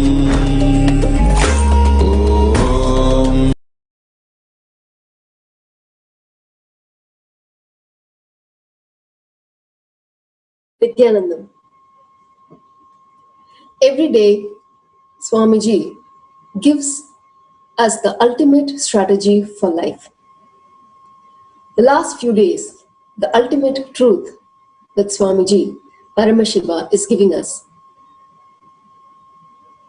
Non-violence is the ultimate strategy for life. For us to live this, the moment we hear that, great, I would like to apply, but immediately a lot of impossibility comes inside of us. Oh, I have so much of anger inside me. How am I going to become non-violent?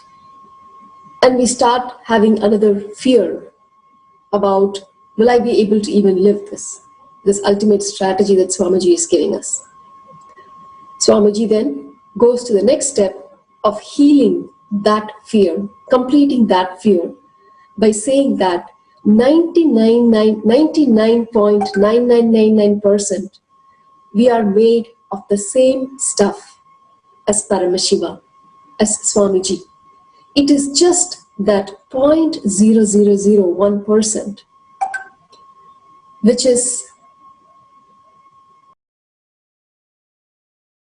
delusion. It is that part that needs to be completed. Even for that, Swamiji gives us various programs, various initiations and dikshas so that we experience that. Over the years, we have witnessed how Swamiji is able to handle the various attacks and injustice and murder attempts and all the persecution that he is going through undisturbed, very smoothly, very coolly, and still strategizing and expanding the Sangha and very, very focused on his mission for what he is here. What is it to be in that space? If just for one day we can experience that space of Swamiji, where we are undisturbed, we are non-violent, and just handling life with the ultimate strategy, with complete non-violence, how would it be? To experience that, we have a very, very special program, I Am Nithyananda, a one-day program for all those who have been initiated by Swamiji, for all those people who have witnessed, got that opportunity to see how Swamiji has handled the situations in life. For all the Paramashivoham graduates and Inner Awakening graduates, May 6th, I Am Nithyananda. This special one-day program is available to experience the Bhava of Swamiji, to experience the Bhava of Paramashiva himself. To register for this program, please visit paramashivoham.org/I Am Nithyananda. So you can experience this program, this space of oneness with Swamiji. Don't wait. It's not somewhere 1 week or 2 weeks away. It is tomorrow, May 6th, where this program starts in 2 time zones, both in India and US. So please register immediately to hold your spot and experience the space of oneness with Swamiji. For others, of course, there's more celebration. Paramashivoham Level 2 Season 4 is starting on May 7th, so that we can experience the being of Paramashiva, the state, space, being, consciousness, and powers of Paramashiva. A 16-day program specially designed to experience the being of Paramashiva starting on May 7th, again in 3 different batches in 2 time zones, India time zone and US zone, for all the participants from around the world who can participate online from your home. While we are in lockdown, while we have nothing else to do than to feel bored and depressed and tired and worried about life, stop all of that and let us strategize for our life by planning it properly with the guidance and initiation of Paramashiva himself. Paramashivoham Level 2 is a special gift, very strategically given by Paramashiva at this time, where it is easy for us to fall into delusion, worry, and fear. Swamiji is giving this gift so that we can make use of this time and have a beautiful strategy for life and experience the space of Paramashiva. Paramashivoham Level season is starting on May 7th. You can register for this program at paramashivoham.org. Thousands of people from more than 85 countries have experienced this beautiful, most positive happening on planet Earth. Today, let us hear the experience of Nithyananda from Portugal, sharing her experience of Paramashivoham Level 2. Thank you, Nithyananda.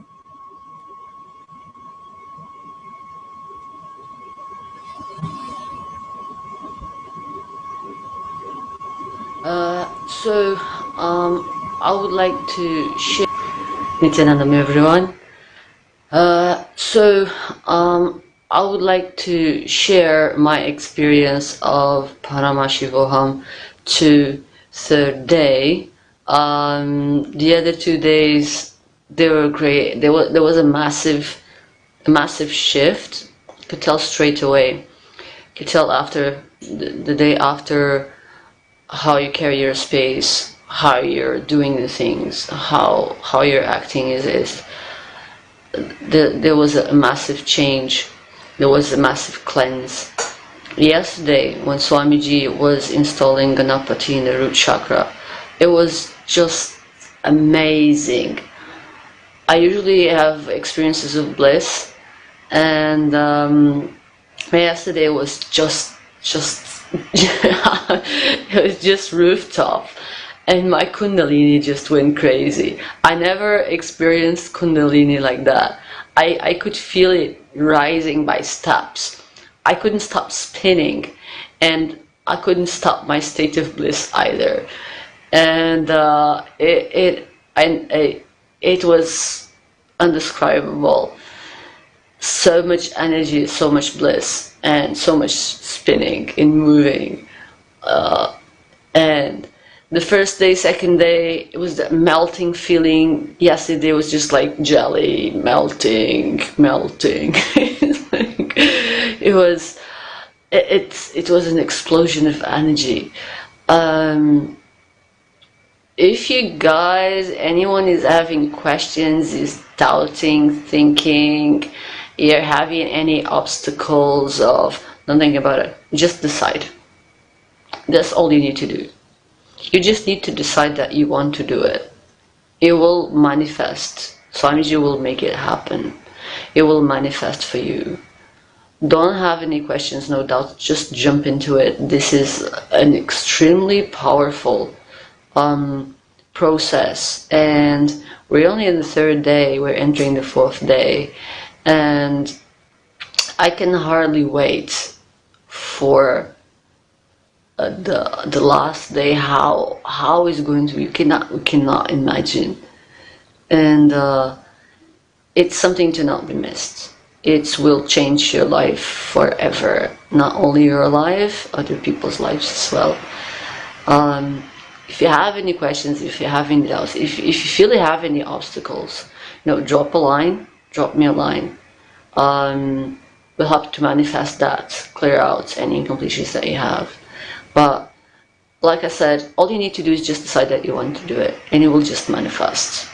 It will just manifest. Pure. So I hope you guys enjoyed it, and I can hardly wait for the fourth day now. We're just nearly entering it, and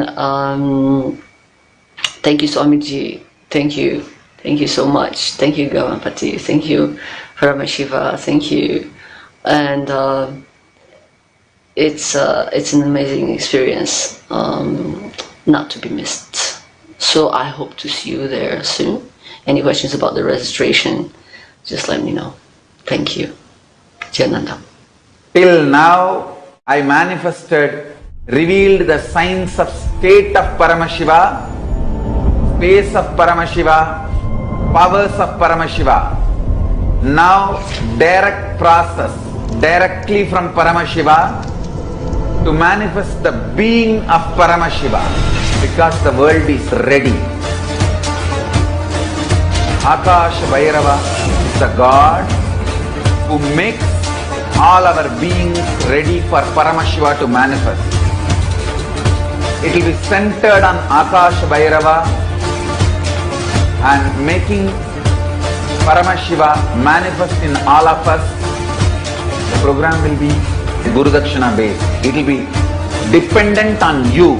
You can't put any monetary value for it. If 10,000 of us can sit together and manifest the being of Paramashiva, not only we will heal the coronavirus in the whole world, we will give a super conscious breakthrough to the world. Whatever I was talking after the great fast, I'm going to make that all into reality. This will be the most life positive happening on planet Earth. All of you, make the decision to attend Paramashivam from simple integrity. My purpose is to make you attend sincerely, that's all.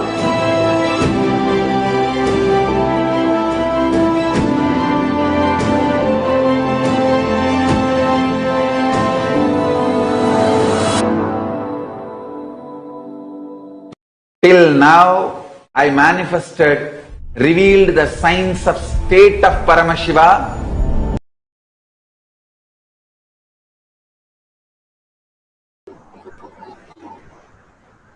Nithyananda, let's start with the Sadhguru Vandana. Let's sit straight, visualize, remember Bhagwan in your third eye, and let's start the power manifestation session. Nithyanandam Paramasukadam Kevalam Jnanamurtim Dvandvatitam Gagana Sadrusham Tattvamasya Vilaksham Ekam Nityam Vimalamachalam Sarvade Sakshibhutam Bhavatitam Trigunarahitam Satgurum Tam Namami. Nithyananda, such an intimate satsang from Bhagwan for each one of us to realize that consciousness is one. Bhagwan beautifully said, you and me are one and the same. We understanding and living from that cognition, realizing that as our existential reality. From that cognition start operating, will not waste time. He said how time will be wasted when we are fighting with our ignorance, like how the ignorant people were pulling him continuously into the war. But the best strategy would be non-violence. Same thing applying into our inner space and not fighting with our wars. Instead, unclutching that and continuously in oneness with Paramashiva, the intimate space that Bhagavan is sharing with each one of us. Each one of us is Balasans. He is grooming all of us as his Balasans. And he is asking us to raise to the higher consciousness that we are and one and the same. How in the computer, the internet, the power is one and the same for you and me and for all of us. Same way we are one and the same. Only when the mind, the virus comes, we create different reality, our own perception reality. And Bhagavan says separation is delusion. He says so beautifully, we have the extraordinary apps that is in the supercomputer, that is Bhagavan. When we understand we are connected to supercomputer, that is Bhagavan in oneness space, we can download and we can manifest any reality from that space, because all the apps, extraordinary apps, run from his supercomputer, which can be connected through our oneness space. Such an intimate, powerful darshan diksha, and from that space, let's start the power manifestation today. Power manifestation is nothing but a cognitive shift and an infuse of powerfulness into any action or state that we are in.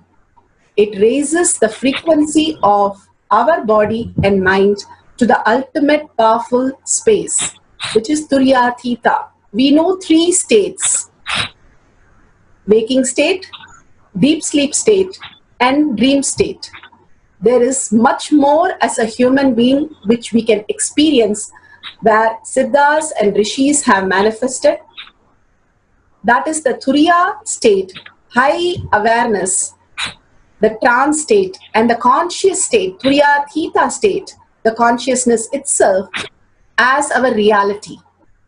So here we have a small clipping that Bhagavan himself speaks about the power manifestation.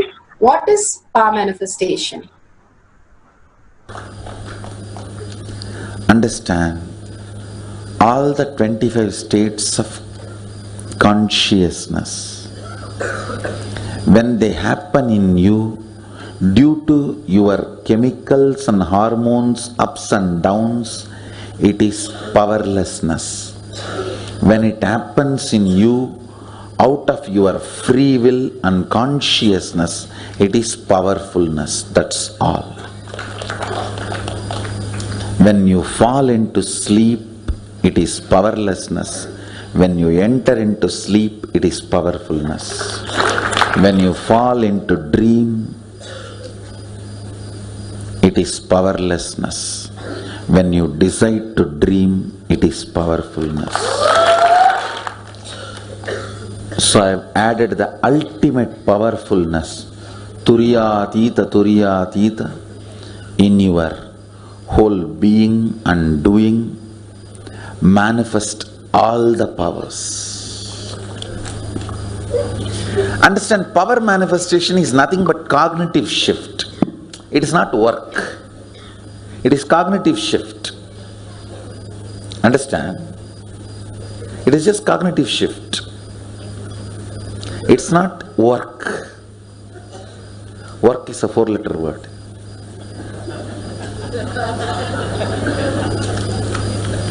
Power manifestation is cognitive shift, playing with life, playing with being alive.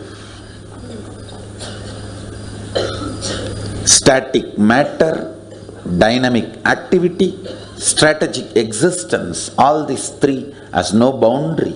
You are one with it. You are alive in everything. Everything listens to you. Everything decides as you want.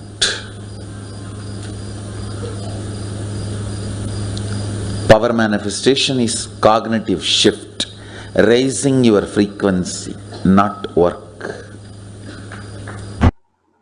Bhagavan beautifully how we can raise our cognition if we are intense, understanding how Paramashiva in us can manifest the reality that we want. Now let's understand about Paramashiva. What is actually happening? The 5 phases and 5 phases of Paramashiva. The Srishti, the manifestation, Sthiti, the sustenance, the Samhara, regeneration or destruction, Trabhava, the pulling out of delusions, and Anugraha, the liberation itself happens. Now we'll hear it from Bhagavan's. Start living the higher truth of reality, the existential reality. We have a small clipping of the 5 phases and 5 paces. Through the 5 phases, Paramashiva does manifestation, maintenance, rejuvenation, pulling out of delusion and liberation. He resides in his supreme Paramashiva Swarupa as Ajomuha or Adhomuha, unborn, beyond form, formlessness. His Paramashiva Swarupa. That Paramashiva Swarupa manifests with these 5 phases as Sadashiva, Tatpurusha, Vamadeva, Ahora, Satyojata, Ishana. 5 phases he manifests and does the Panchakritya, Srishti, manifestation, Sthiti, sustenance, Samhara, rejuvenation, Trobhava, pulling out of delusion, Anugraha, liberation. Understand? He does all these 5 jobs.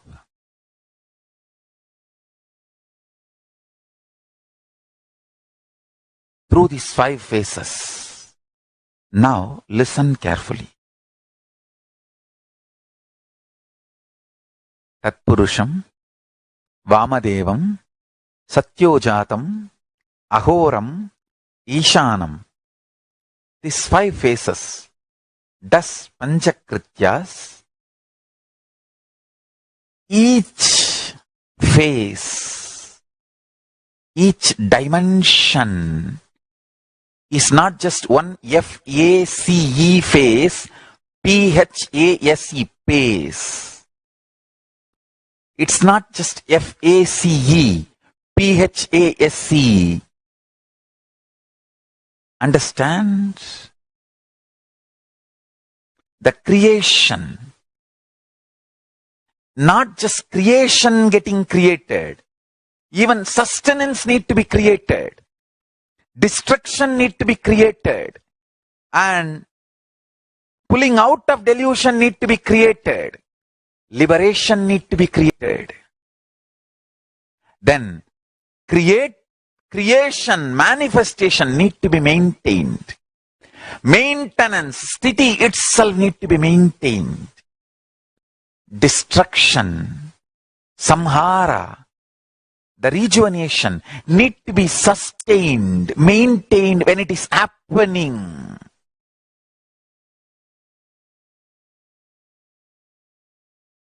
Pulling out of delusion, throbhava, need to be maintained when it is happening. And anugraha, liberation, need to be maintained when it is happening. Those micromilliseconds when it is happening. So understand, Satyojata Murti as 5 phase, Ishana Murti as 5 phase, Vamadeva Murti as 5 phase, Agora Murti has 5 phase, Tatpurusha Murti has 5 phase. So, Tatpurusha Murti as is 5 phase, Agora Murti has is 5 phase, Vamadeva Murti has is 5 phase, Satyojata Murti has is 5 phase, Ishana Murti has is 5 phase. All these 5 Murtis, 5 phases put together is 25 phases of Mahasannidhanam. Understand? All these 25. I'll repeat, listen. Creation created, manifestation manifested, 1 phase. Sustenance manifested, 2nd phase. Destruction manifested, 3rd phase. Pulling out of delusion manifested, 4th phase. Liberation manifested, 5th phase. Then manifestation sustained, 6th phase. The sustenance is sustained, 7th phase. Destruction, rejuvenation is sustained, 8th phase. Pulling out of delusion is sustained, 9th phase. Liberation is sustained, 10th phase. Listen. Then rejuvenation, destruction, rejuvenation is manifested, 11th phase. Rejuvenation is sustained, 12th phase. Rejuvenation is rejuvenated, is 13th phase. Rejuvenation is pulled out of delusion, 14th phase. Rejuvenation is liberated, is 15th phase. Same way, continue. Pulling out of delusion, throbhava. Throbhava manifested, 16th phase. Throbhava sustained, 17th phase. Throbhava rejuvenated, 18th phase. Throbhava is pulled out of delusion, 19th phase. Throbhava is liberated, 20th phase. Then again, listen, anugraha, liberation manifested, 21st phase. Liberation sustained, 22nd phase. Liberation is rejuvenated, 23rd phase. Liberation is pulled out of delusion, 24th phase. Liberation is liberated, 25th phase. Listen, these are the dimensions of Paramashiva. Understand? Meditate on this. That is enough. If your inner space can meditate on this, that's enough. All negativities will be burnt away. The most subtle grooves which will be formed in your brain by meditating on this will manifest the state, space, powers of Paramashiva. Beautifully, Bhagavan now explained the state, space, and being of Paramashiva in all of us. Here we have Bhagavan himself, Paramashiva himself has come down as our Guru to understand Bhagavan, how he has manifested this avatar space. His Divine Holiness, Nithyananda Paramashivam, is a reviver of Kailasa, an ancient enlightenment civilization, the great cosmic bounderless Hindu nation. His Divine Holiness, Nithyananda Paramashivam, is an avatar from Hinduism and a supreme pontiff of Hinduism. His Divine Holiness, Nithyananda Paramashivam, made science of power manifestation, yoga, temple-based university, user-friendly for the modern world. And he survived the worst prosecution in the multi-level by anti-Hindu elements. Kailasa, led by His Divine Holiness, Nithyananda Paramashivam, and his Hindu diaspora are working for global peace. His Divine Holiness, Nithyananda Paramashivam, is a founder of Nithyananda University, which has extended campus in 150 countries. His Divine Holiness, Nithyananda Paramashivam, is 293rd Guru Mahasannidhanam of Shamala Pita, Sarvanya Pitam, and Swaragapura Adinam, and present Maharaj of Suryavamsa Surangi Samrajyam. We'll have a small clipping of Bhagavan himself, how he has manifested this reality from he has manifested from a village boy to how he has manifested in Kailasa. A small clipping we'll be playing now.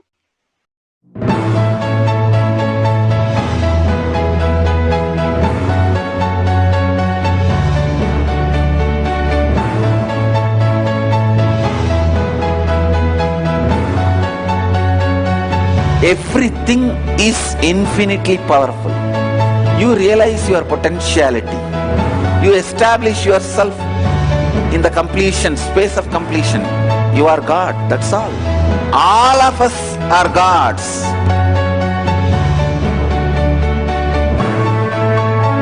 The first experience is that I was able to see everything around me, above me, the whole 360 degree. I realized not only I was able to see, I was able to feel, experience the skin of the stone on rock on which I was sitting and the skin of this body. Both carry me equally. In both I exist equally.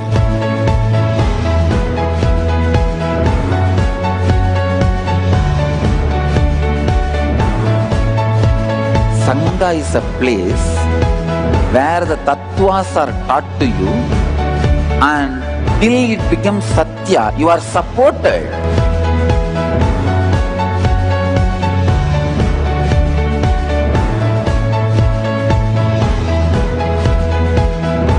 Akhadas are basically founded by Sadashiva himself. All is ganas. Shiva ganas, exactly the word gana means. In your length, breadth, depth, if you are filled by Shiva, you are Shiva gana. All the Shiva ganas formed the first Akhada. Later on, much later, Kapila Muni organizes Mahanirvani Akhada. Then all other Akhadas.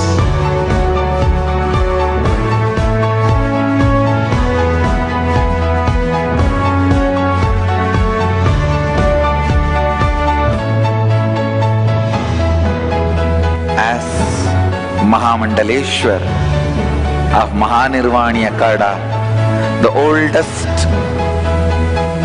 apex body of Hinduism, I welcome every one of you.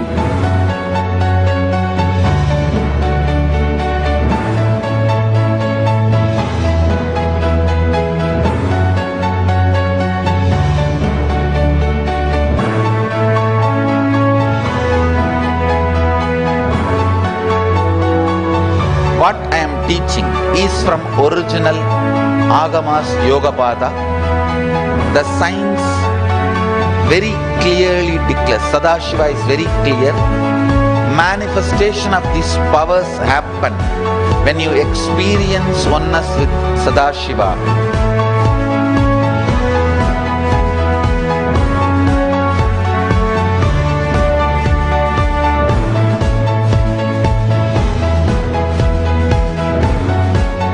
When you choose your Guru, the best thing is find a person who is enlightened, experienced, who can play with energy, who can directly transmit experience to you, and who is in tune with the original Shastras, the source of the knowledge.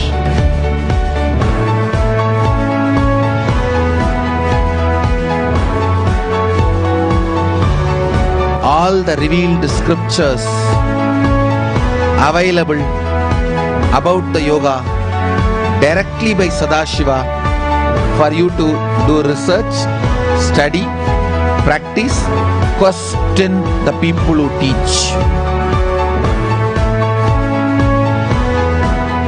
Let us go on contributing.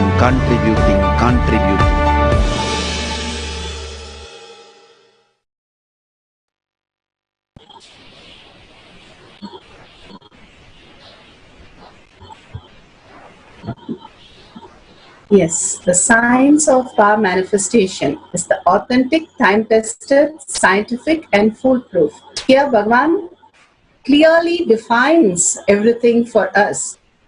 Nothing is just left like that for us to imagine. He gives a clear definition of everything that we learn, experience and we contribute. Here beautifully Bhagavan gives the 4 pramanas, the Shastra pramana, which is the whole Hindu scriptures, the Veda Agamas, the Apta pramanas, how people lived on planet Earth, or in human body, but experienced the extraordinary superconsciousness and expressed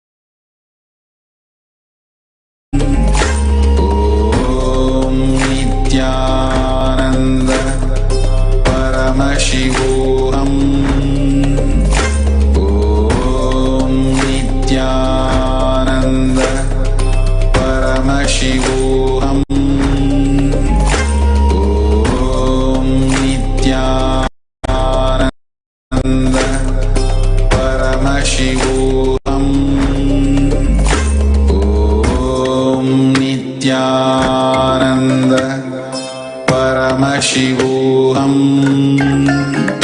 Om Nithyananda Paramashivoham. Om Nithyananda Paramashivoham. Om Nithyananda Paramashivoham. Om Nithyananda Paramashivoham. Om Nithyananda Paramashivoham. Om Nithyananda Paramashivoham. Om Nithyananda Paramashivoham. Om Nithyananda Paramashivoham. Om Nithyananda Paramashivoham.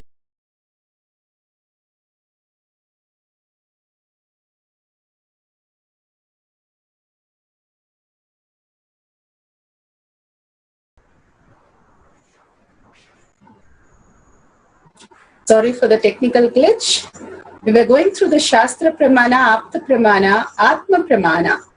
His Divine Holiness, Nithyananda Paramashivam, this millennia avatar, personally experienced all these powers and played the Leela for us to understand how in human body, how we can experience this superconsciousness and manifest as powers. Shakshi Pramana, experience of the millions of disciple devotees and followers initiated into the science by Paramashiva himself.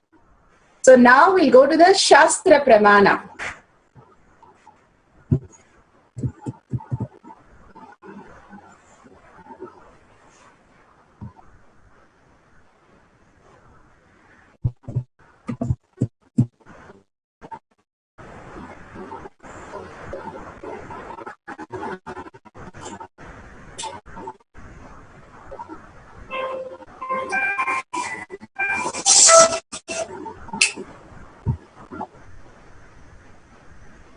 The Shastra Pramana for the power of quantum memory is taken from the Sarvojnanottara Agama, verse 15.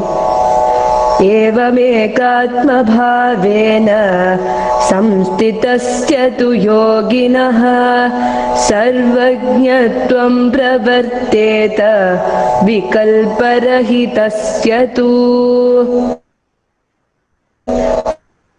Evamekatma bhavena samstitasya tu yoginaha sarvajñatvam pravarteta vikalparahitasya tu. The Sarvojnatra Agama, verse 15, and this is beautifully translated within such yogi who established himself in absolute non-dual oneness with Lord Shiva, who keeps himself free from all sort of differentiating notions. The exalted superpower of all-knowing Sarvajñatva gets unfolded in all its fullness. Bhagavan exactly described in the Satsang today how the oneness that we experience with Bhagavan creates more and more non-violence, and how non-violence creates more and more oneness in us. He says the feeling separation is the absolute delusion. More and more we understand all of us are consciousness. The superconsciousness, Paramashiva in us, manifest the reality, how we structure the thoughts and words that align and manifest in us. The more and more we have clarity, we can arrange the thoughts, the emotion, the feeling of oneness as the ultimate reality and experience the fullness. But constantly we are unaware of the thoughts, words, and action and constantly we are throwing tantrums with ourselves, ultimately falling into the confusion and chaos. The beautiful space of oneness, more and more manifesting powers, opens the higher dimension. It activates the grooves, which brings the coherence in our brain to make us understand every word, thought, feeling, emotion creates this reality. And if it is all aligned to only to the space of Paramashiva, the state of Paramashiva, the being of Paramashiva, and Kailasa of Paramashiva, the superconsciousness of Paramashiva, then the words, thoughts, feelings, emotion, everything will be in oneness with Paramashiva, manifesting the highest reality.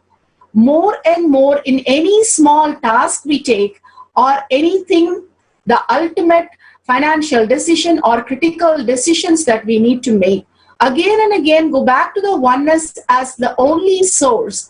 Bhagavan beautifully said, he is not even changed from the day that he appeared to now. He has not changed. There is not an iota of change. Even so much of prosecution has happened.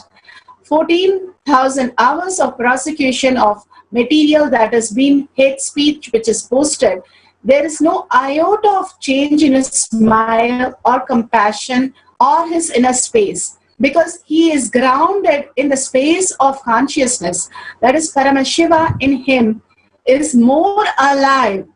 Like the ocean is much larger. Once we merge into the ocean, it's much larger than the wave which is happening in the ocean.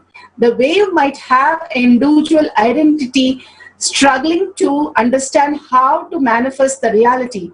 But if it merges with the ocean, then the whole reality is available for the wave to happen in any form, any way, anything that it wants. So beautifully, Bhagavan gives us the yogi who establishes himself in absolute non-dual oneness, the pure oneness space, the consciousness, everything is consciousness. The more and more we live that as our resource, rather than the outward decision, planning, strategizing, everything what we do with the mind is still a virus. When we connect to the supercomputer in oneness, that is Bhagavan himself, in the oneness feeling connection space, then we have the access of being the ocean, and simply we can download anything that we want. Today we are going to experience that more and more by experiencing the oneness with Paramashiva. Here we'll go to from the Shastra Pramana to the Apta Pramanas. Apta Pramana, the Mahabharata, the longest epic poem known, and it is having 200,000 individual verses with 1.8 million words. Vyasa narrating the Mahabharata and Ganesha writing it. We have heard this many times, but the most important part to see in that is the thought current has not changed from the first verse to the last. That's how they are able to say that one person has written it, because the coherence in the words that is used, like how Bhagavan uses the unclutched right from the beginning to now he is talking about Tyaga. There is absolutely no change in the way he is giving us the understanding. The beautiful oneness space he is making us experience in every satsang, the darshan that he is giving and the initiation. Same way Vyasa was such a great rishi who was able to write the longest poem which is not broken even now. And the thought currents, the words that he used, the context that he used, everything aligns from the first to the last, which happens when we are in the space that we are Paramashiva. First we declare and then we experience. Even the person who has not experienced any power, he is also Paramashiva. Whether we accept it or don't understand it or we know it or don't know it, we are all Paramashiva, the consciousness manifested as our thoughts, feelings, and emotion. But wasting our time on our thoughts, feelings, and emotion and planning and strategizing, instead feeling the oneness continuously, having the awareness of Bhagavan in your third eye continuously, we will experience the highest reality. From the Apta Pramana, let's go to the Atma Pramana. Bhagavan himself has recited the Abhirami Andadi. It's a beautiful verse in Tamil poem that on Devi it is sung. And Bhagavan learned it when he was inside his mother's womb, as she used to recite every day. And when he was born, he simply knew the whole verse and he was able to just download and manifest as reality. We have so many rishis, munis, ganas. We know Manika Vachagar, we know Arunagiri Nadar, who was in such a deep depression, had so many diseases, and he wants to jump over the Tiruvannamalai temple. And when Muruga himself appeared and blessed him, instant completion happened, and he started singing the Tirupugal. He just started downloading. We have so many rishis, munis, just downloading in many of the instances. We have so many Shastra Prama, a person who has no idea of Tamil, who's from Karnataka, just downloaded Tamil and he started singing on Shiva. So many songs, the door opened and he walked in. We have so many reference of Apta Pramanas, Atma Pramanas, how beautiful all these downloading happened. We can see the Shakshi Pramanas, how these devotees experienced so many difficult and unbelievable concepts, languages, just getting downloaded in them when they connect to Bhagavan in oneness. Here Elizabeth is saying, wow, so surprised how right I got it. She simply got it. I asked about the planet Uranus and Swamiji said it affects the moods of a lot, anger happens, and the planet is made of mostly rocks. When I looked up and it said exactly the same thing. Planet makes you moody, bitter planet, and it is made of mostly rocks. So surprised, got that right. And Satish says, I asked about the string theory. The answer revealed by Swamiji was that it is something to do with gravity, electromagnetism, and other forces that occurs in nature. And when I Googled it and confirmed exactly, and it was exciting. Samarpani says, Swamiji showed the cosmos, stars, and the seas with ships and compass, round image of the stars and its celestial navigation. And Minirve says following words, she just got it right when she Googled the translation, Obolon, crater. And so beautifully, Patricia says that she was able to see something about the Mercury, the planet. I saw it in the dark gray and it moved around the sun quickly. Verified through Google, and Mercury has the fastest orbits around the sun and it is dark gray rocks. All these great things people are able to reveal. And here we have Inere. She translated, she has no idea of French, and she translated, we are gods. And she got it completely correct. Manifested the power of translating from one language to another. And here we have Madeline telling us, Isha Upanishad, she was able to connect the verse 13 and download and translate and understand the verse. All these great truths that each of us experience is when you understand you are everything. You are consciousness and everything is part of you. Anything that is there available in the whole universe and multiverse I should say, it is part of us already. When we understand that, We are all connected, the consciousness which takes the form only when we have these words, feelings, emotion creating from our logic. When we surrender and we are in oneness with Paramashiva, melting and become the space of Paramashiva, Bhagavan himself, we can start downloading anything from any part of the world in any reality we wanted to create. So beautifully, Bhagavan has given us few very powerful cognitions, and these words are mantras themselves. We'll listen to each one of them now. Shaktipada.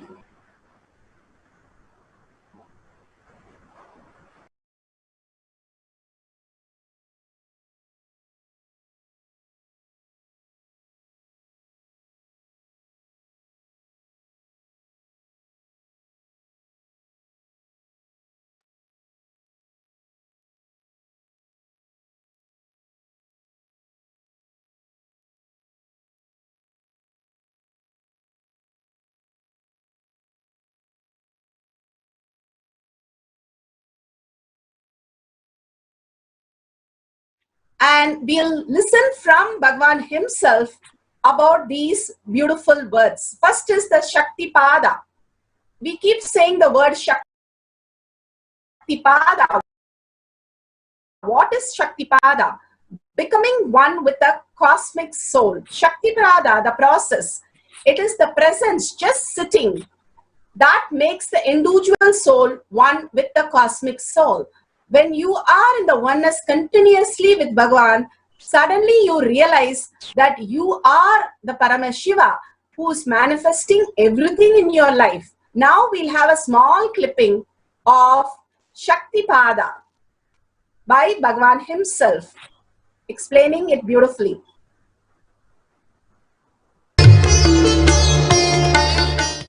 Let me give an introduction about what is Shaktipada process. Please understand.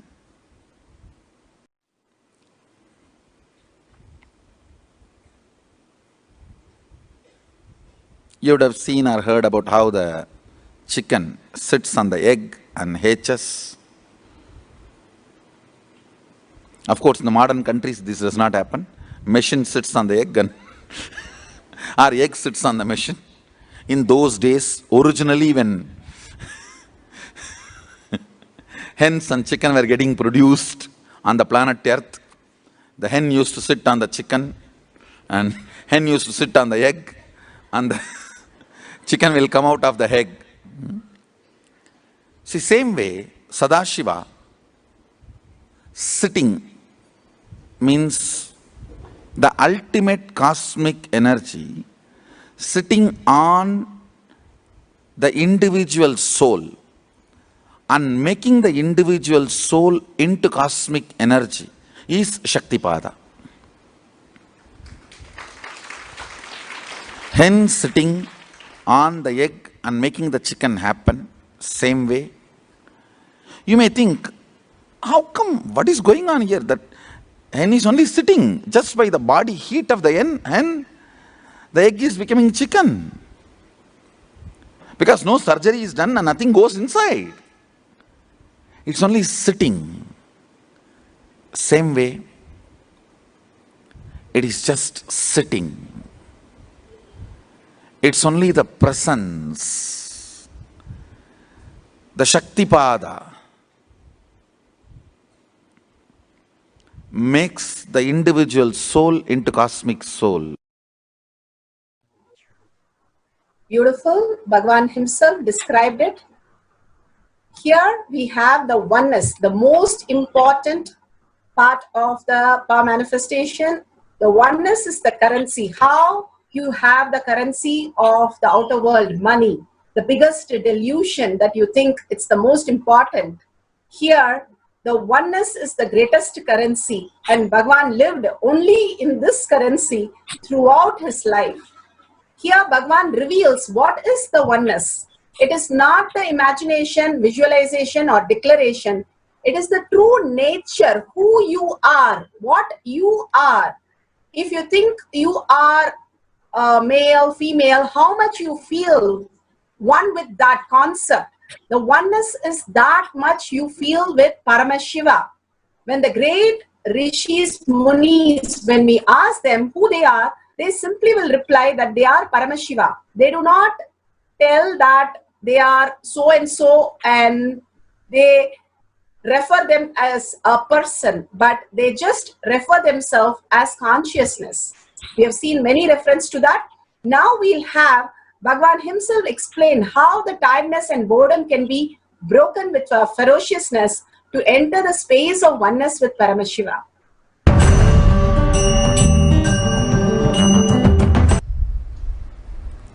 Oneness is not imagination. Oneness is not visualization. Oneness is not even just declaration. It is your existence. An idea which is you is oneness.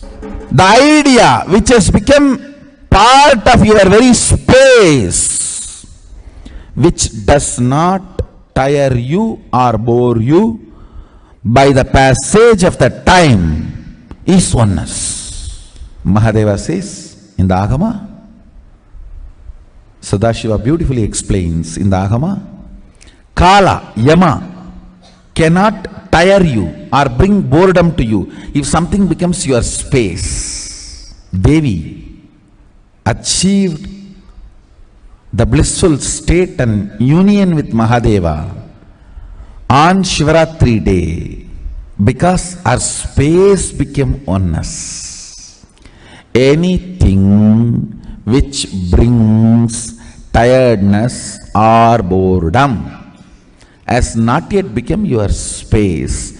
If living in this body brings you tiredness and boredom, you are not going to be living in this body forever. When that becomes too much, you are going to drop it and move ahead. If you want to be in oneness forever, it should become part of your space, means you should become ferocious with you and break this very tiredness and boredom. Only when you deal you with the ferociousness, you break the tiredness and boredom.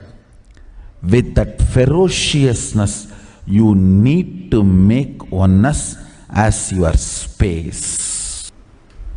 Anything stands as an imagination in the length level, visualization in the breadth level, declaration in the depth level. If you open your time with ferociousness, it just sinks into space level. With this ferociousness, the time layer in you opens, and the oneness from imagination to visualization to declaration, it becomes your space, the way of existence. So beautiful. Bhagavan explained how the oneness is the currency, which is the space, who you are. That's all about it. Be unclutched. What is unclutched? The neutral space between two thoughts is to be unclutched. When you are continuous happening, the thoughts are continuous happening, we are in connection with the outer world. When we unclutch from that, let go a little bit and step out of that. How you step out of the room for a nice breath, like that. When you step out, something vast is there. And which is the space of unclutch, which is silence, which is the bliss, which is the ultimate space that you can experience. Now we'll listen to Bhagavan's words itself, because each of the words become the mantra. When we listen and get initiated into all these from Bhagavan's words, again and again listening to this, just by listening, we can experience those words into reality. That is the power of listening to a guru, because he speaks from no mind. We also fall into the same space. When you keep on listening to the guru, you start really experiencing this. That is why we are again and again playing this beautiful clipping. Now we'll be seeing a small clipping on unclutch.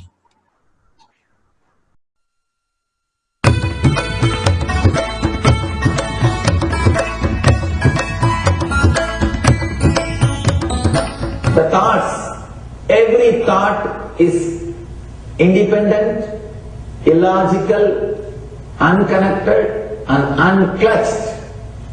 Because the gap between two thoughts is too small, the neutral space between the two thoughts is too small, you think all the thoughts are connected and it is in the shape form. It is not. By your very nature, every thought is independent, illogical, unconnected and unclutched. Between every thought you experience a neutral space. When you change the gear, whether you go from neutral to 1 or 1 to 2 or 2 to 3 or 3 to 4 or 4 to whatever gears you may change, but every time you have to come to the neutral space. Only then you can go to the next gear. Even if you want to go from 2 to 3, you have to come to the neutral space. Only then you can go to 3. Same way, between every thought you experience a neutral space. You experience a neutral space between every thoughts. Between every thought. That neutral space, that silence is what I call peace or bliss. The peace which exists, the bliss which exists already in you, between every thought, the gap of the thought, the gap between the thoughts, that neutral space is the peace, is the bliss. When you understand you are unconnected, independent, illogical and unclutched, by your very nature, you will start experiencing the neutral space in you, neutral space which exists in you. You will start living from moment to moment in spontaneity. We need to understand one more thing. This technique of be unclutched, it does miracles in your being, in the body level, or in the mental level, or in the being level. In every level, when you understand the truth, by your very nature, you are unclutched. The tremendous quantum transformation. You take a quantum jump. The transformation happens in quantum, not step by step. Just on jump. You take a quantum jump and experience the truth awakening in you. Yes, beautifully Bhagavan gave us how the unclutch works. Now, few more things which we want to go through is initiation, the most important. Bhagavan's darshan is so important because the whole space that shifts when Bhagavan initiates us. When you go into a temple, the frequency changes in you. That is why you experience the peace inside. Suddenly your thoughts just drop to a very low level. That is the frequency increase in you. That is exactly which happens when you see Bhagavan in even a flyer or even one small corner. Something else happens in all of us, which is the initiation. Bhagavan initiates through everything, Facebook or in real, putting his hand on your head. Everything is an initiation. Every word is an initiation. Understanding that it's beyond words that Bhagavan is giving us, that which cannot be grasped by the words, because the words are still in the mind. Mind cannot grasp what is consciousness. How the wave cannot understand the ocean. The ocean is too large for the wave to understand. It can only just merge. It's not a work, but it's just an experience. Same way, when we move from the words to the experience beyond that Bhagavan has initiated us into the higher reality. So we will hear a small clipping on initiation before we go into the instruction for power manifestation.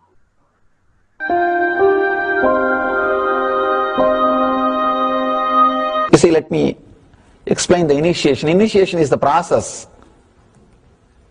beyond your intellectual understanding. The transmission of lamp happens. Now, you understood something intellectually. There is something which is not understood, which can't be transmitted through the words. That is transmitted. That's what we call initiation. Sometimes I tell people that unless you are initiated, the techniques do not create the result. The reason is you do not grasp completely whatever is expressed through words. Initiation is like it just transmits whatever need to be transmitted beyond logic and beyond words. People ask me why to wear this bracelet or this mala and all those things. This all will remind you. Why bracelet in the hand? It will remind you, before eating, did you meditate? It's a constant reminder. Before eating, let you be reminded, did you do the meditation? That is why this bracelet. That is why this mala. That is why this external things. Sometimes this external things does a big job of reminding you constantly. That is why take the help of external things also, nothing wrong. People ask me, why we can just be spiritual without having external things? If you can, really you are welcome. But I don't think anybody who speaks in that way is successful. I've never seen people becoming successful avoiding the external things, just having internal things. And it is just a nice way of escaping from yourself. So we listen to the initiation, which is Bhagavan's presence itself. The initiation is which makes the whole thing open up in us. The next dimension, next reality opens up in us. Bhagavan speaks about Mahavakya as the password, because most of us, we are not integrated. Even though he keeps talking about it, we have some incompletion or some pain or something which is going on in the outer world, which is standing much more important to us than ourselves, the higher consciousness that we are to realize ourselves. So to bring that consciousness back to the higher reality, Bhagavan has given the greatest technique, Mahavakya, which opens the Dvadashanta. There are 12 energy centers in your body, and it opens the Dvadashanta like a key, which opens a huge temple and opens into a new space for you. Same way, when you start chanting the Mahavakya continuously, you open that into the higher reality. So we'll be going to chant the Mahavakya continuously as we do the power manifestation, which increases the integrity. Bhagavan's integrity with Paramashiva is very high. So he is able to flow in us. But when we raise the integrity in us with Bhagavan, it flows through us as Shakti. So that is where the Shakti starts manifesting. Now, let's go to the manifesting the power of Sarvanganatva.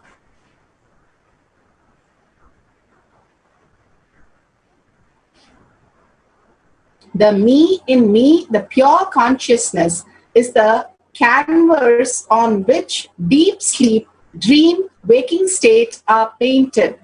The painting colors may differ, but not the quality of the canvas. This is the truth through which I manifest Paramashiva in me through all these three states. Paramashiva himself makes us experience the consciousness as deep sleep, consciousness as dream state, consciousness as our selective reality. And if we connect to Paramashiva in awareness, in powerfulness, in ferociousness, we can experience the Turyatita state. So beautifully, Bhagavan says, you are me. The consciousness is one and the same. So now let's make partner. Let's write down some words for each other. If you don't have a partner, you can write down some English words and translate to the language that you don't know. Simple words, love and friends, all that words you can write down. And when you chant the Mahavakya, whatever words appear in the language, for example, Russian language, you don't know a Russian language, write in, ask Swamiji to give you a word in the Russian language. And you can Google and find out if that is correct. If you have a partner who knows multiple language, that's beautiful. So the first round, we will write it in English and translate to some other language. And the next round, we'll have the new language words which can be translated to English. So now let's get into the instruction. Be ready with a pen and paper. You can sit with your head, neck and spine in a straight line. Visualize Bhagavan. Remember Bhagavan in your third eye, bringing the awareness to Turiya state again and again, absolute unclutching, Tyaga, letting go which is not there and standing to the purpose of your life is Tyaga. The definition of Tyaga, again and again, that you are ultimate, you are consciousness, you are Paramashiva, is the only reality. If you stand to that, that is the ultimate Tyaga that you can do. And absolutely unclutching which is not there, your mind which is constantly deluding you with thoughts. And simple integrity to Bhagavan. Being in the oneness space with Bhagavan, the darshan that we had in the morning, experience the darshan again and again, bring your awareness to the third eye, the Turiya state, and constantly your whole being vibrates with the Mahavakya, creates the intense integrity, feeling connection with Bhagavan, manifesting the consciousness as your reality. And any word, any language, any Upanishads that you want to translate simply will download inside us. So let's start. Let's sit straight with the head, neck and spine in a straight line. Remember Bhagavan again and again in your third eye. Absolute unclutching Tyaga and simply holding the space that you are Paramashiva is your only strength. Now declaring complete integrity with Bhagavan and experiencing that oneness. Chanting the Mahavakya, Om Nithyananda Paramashivoham. We'll have a timer for 11 minutes and play the oneness capsule. At the end, you can verify the results. Let's sit straight and start chanting the Mahavakya. Om Nithyananda Paramashivoham. Nithyananda Paramashivam. Om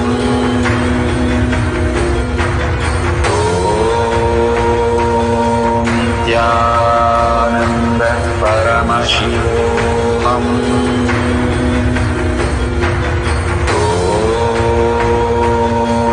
Nithyananda Paramashivam.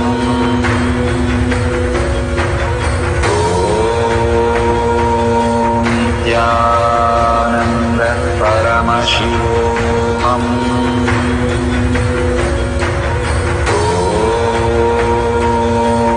Nithyananda Paramashivam. Om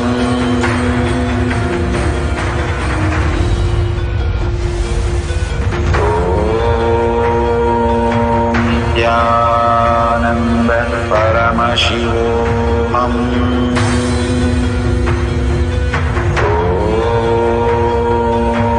Nithyananda Paramashivam.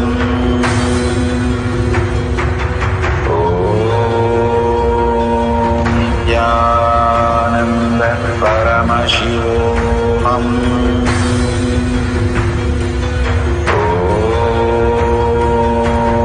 Nithyananda Paramashivam.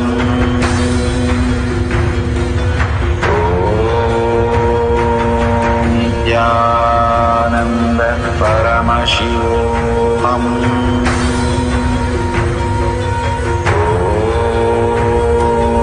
Nithyananda Paramashivam.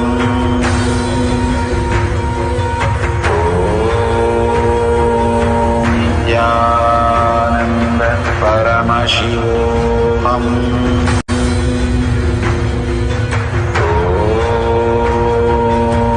Nithyananda Paramashivam.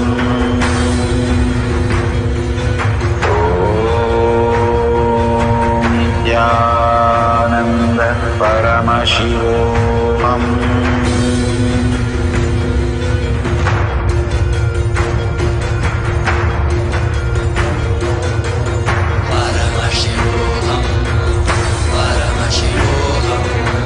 Let Paramashiva's third eye manifest in all our third eyes. Let the Amrita pour, let the Vani open up, manifest in all of us.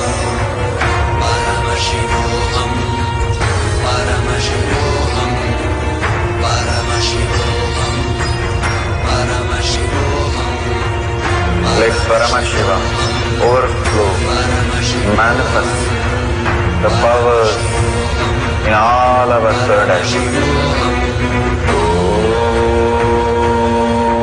Nithyananda Paramashivam.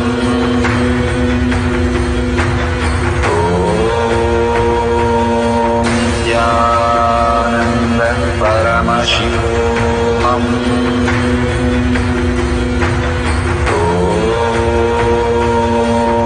Nithyananda Paramashivam.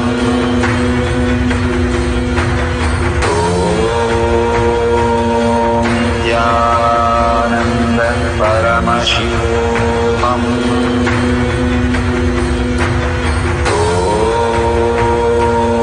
Nithyananda Paramashivam.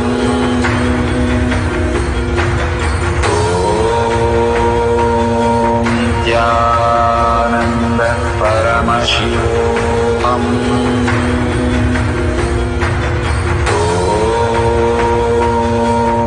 Nithyananda Paramashivam.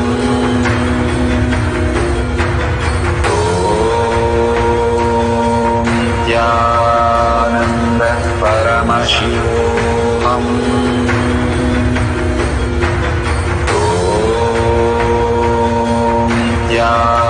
Nithyananda Paramashivam.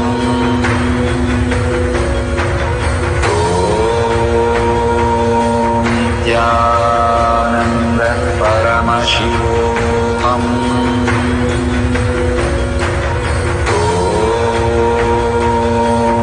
Nithyananda Paramashivam.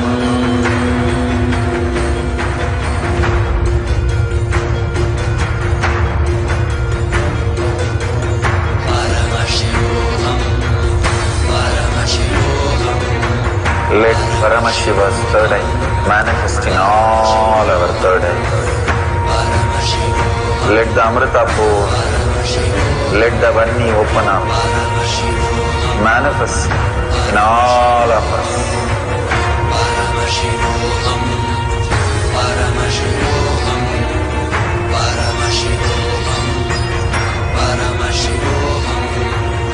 Let Paramashiva overflow, manifest the powers in all our third eyes. Nithyananda Paramashivam.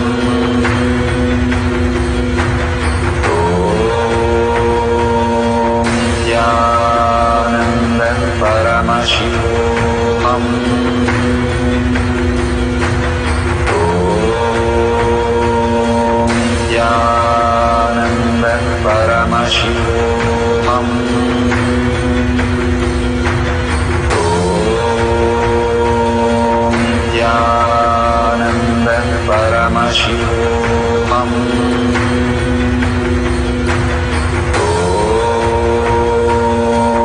Nithyananda Paramashivam.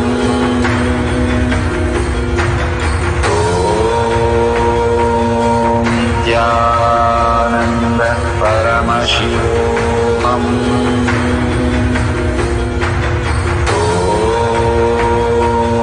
Nithyananda Paramashivam.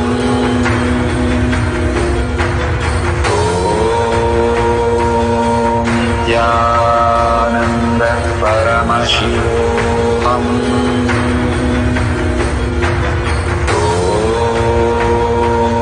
Nithyananda Paramashivam.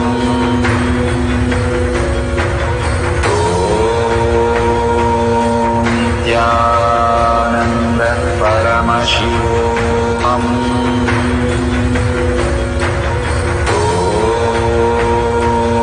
Nithyananda Paramashivam.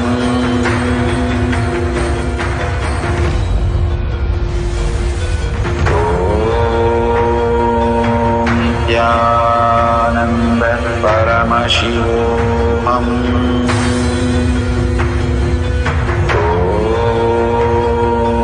Nithyananda Paramashivam.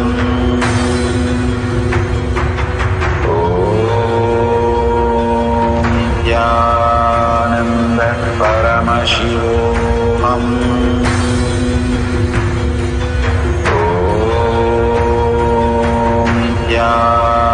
Nithyananda Paramashivam.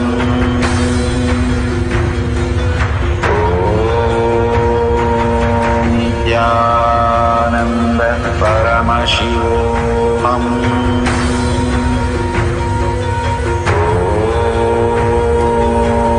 Nithyananda Paramashivam.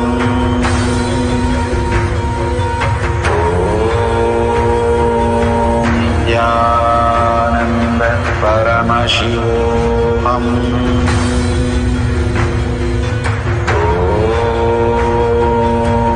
Nithyananda Paramashivam.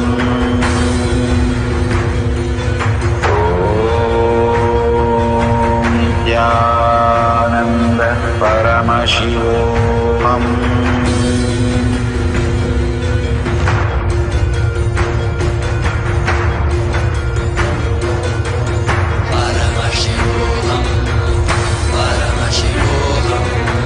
Let Paramashiva's third eye manifest in all our third eyes.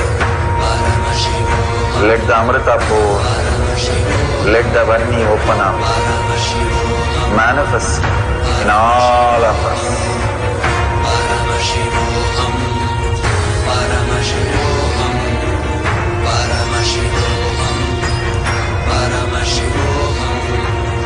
Let Paramashiva overflow, manifest the powers in all our third eyes. Nithyananda Paramashivam.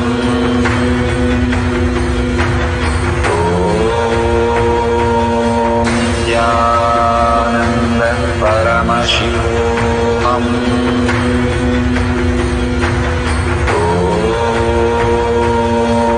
Nithyananda Paramashivam.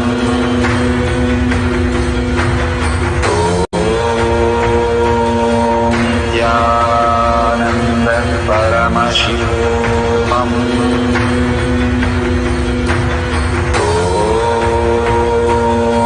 Nithyananda Paramashivam.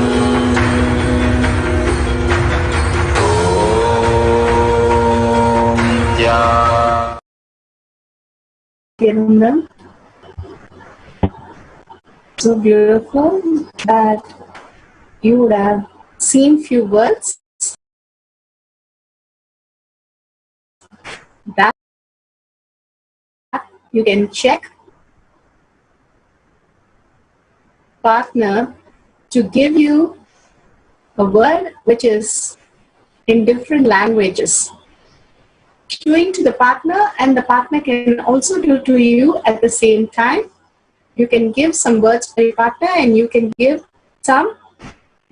some words to translate. So you can ask the partner to give some other language which you don't know, the words from that. If they don't know, Google and give it.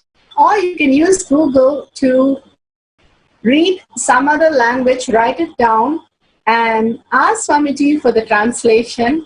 And simply, Bhagavan will give you the words, review the words, and you can verify at the end of the timestamp. Now, both the partners simultaneously can do it. You don't have to wait for each other. Have the will persistence to manifest any reality. You see it very clearly that you are manifesting. That is the most important part of power manifestation. Not giving up. Again and again, understanding we are consciousness. That is the existential reality. What we are deluded is the one which we are supposed to be letting go, because that is the one which is not real. But we don't doubt that, but we doubt our consciousness, which is the existential reality, why we exist. Beautifully, Prahalada says that when Narasimha happened, he says, Narasimha is such a compassionate, who will get scared of you? You are such a sweet person. The inner space of Narasimha is such a compassion space that Prahalada, 5-year-old kid, is able to see, because he sees as only consciousness. And what we are supposed to be scared is our mind, which deludes us continuously. What we are supposed to understand is the high consciousness, which is always there for us to manifest as powers. That is what Bhagavan says, you are me and I am you. So intimate and so close that he himself will manifest as your reality. So now, with the will persistence, you see yourself manifest all these powers. Remove the self-doubt, self-denial, self-hatred. That is the biggest violence. That is the biggest delusion that we are in. Understand this is the existential reality, whether it is happening or not. Be consistent, be persistent, that manifestation is the way we exist. Sit straight with your head, make its spine in a straight line. Remember again and again, Bhagavan in third eye. That brings us to the Turiya state, again and again being aware of everything what happens around us and in us. And unclutch from any thoughts.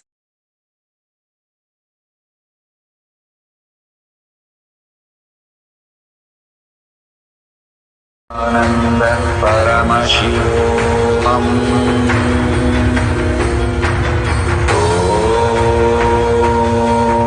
Nithyananda Paramashivam. Om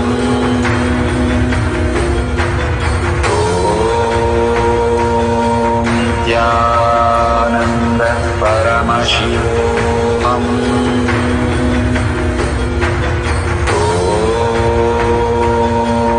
Nithyananda Paramashivam. Om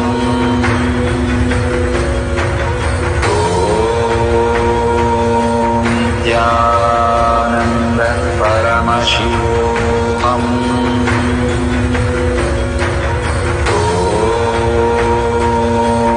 Nithyananda Paramashivam.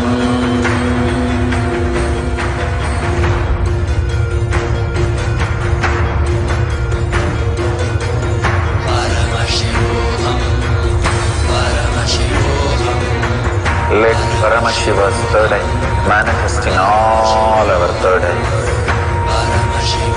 Let the Amrita pour, let the Varni open up, manifest in all of us.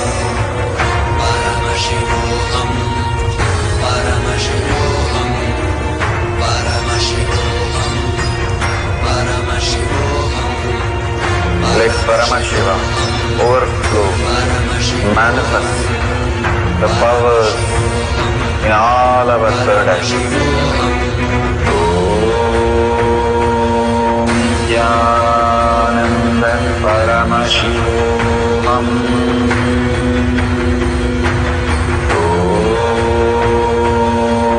Jnananda Paramashivam.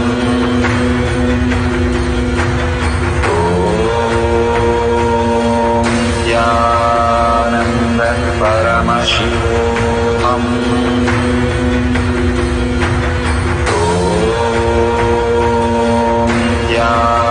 Jnananda Paramashivam. Om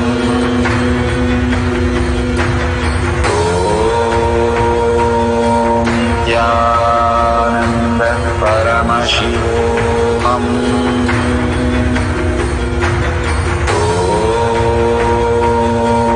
Jnananda Paramashivam.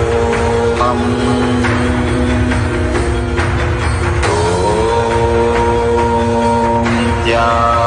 Jnananda Paramashivam. Om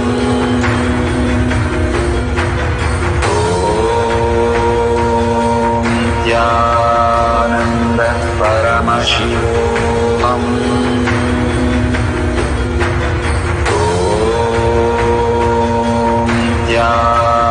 Jnananda Paramashivam. Om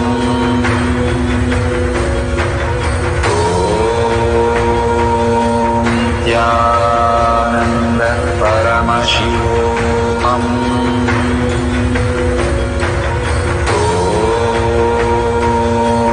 Jnananda Paramashivam.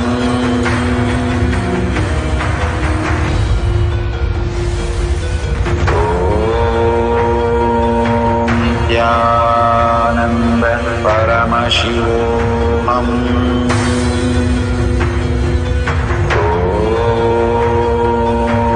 Jnananda Paramashivam. Om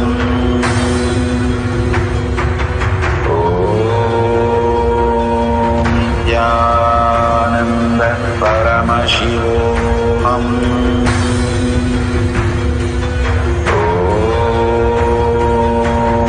Jnananda Paramashivam. Om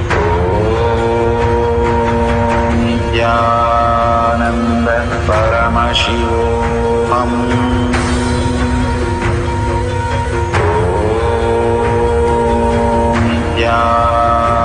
Jnananda Paramashivam.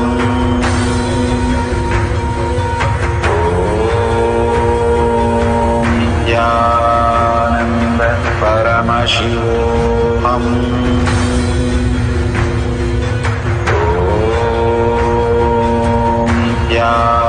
Jnananda Paramashivam. Om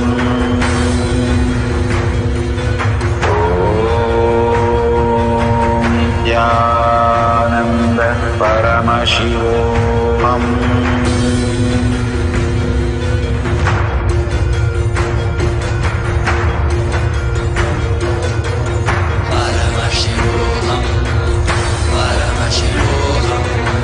Let Paramashiva's third eye manifest in all our third eyes.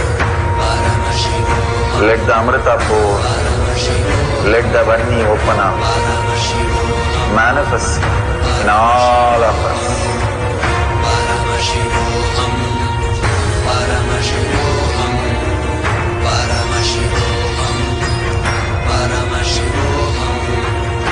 Let Paramashiva overflow, manifest the powers in all our third eye. Om Jnananda Paramashivam. Om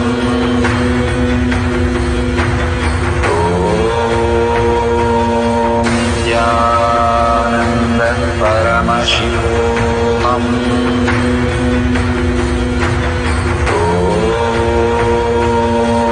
Jnananda Paramashivam. Om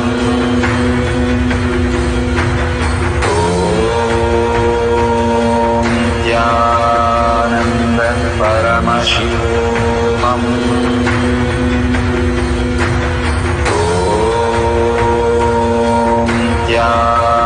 Nithyananda Paramashivam.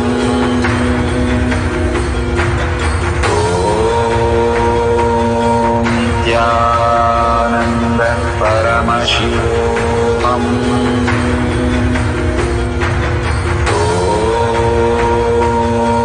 Nithyananda Paramashivam.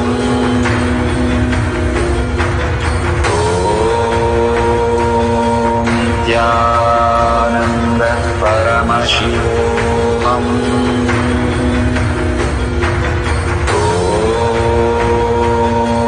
Nithyananda Paramashivam.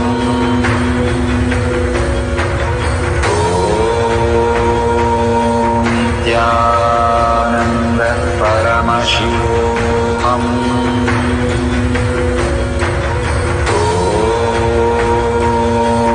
Nithyananda Paramashivam.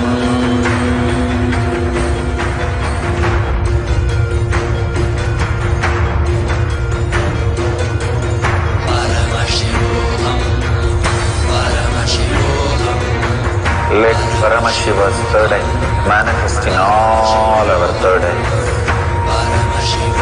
Let the Amrita pour, let the Vanni open up, manifest in all of us.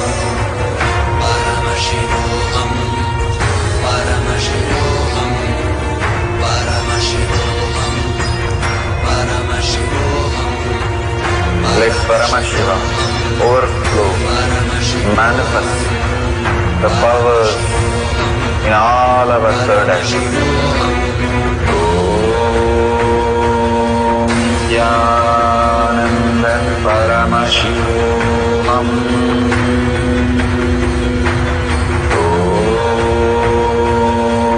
Nithyananda Paramashivam.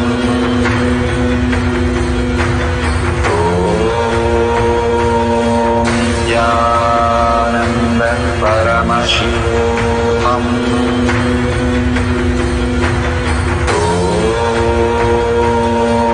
Nithyananda Paramashivam.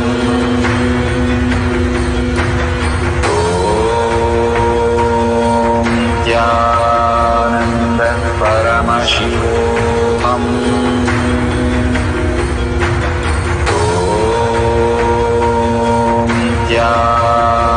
Nithyananda Paramashivam.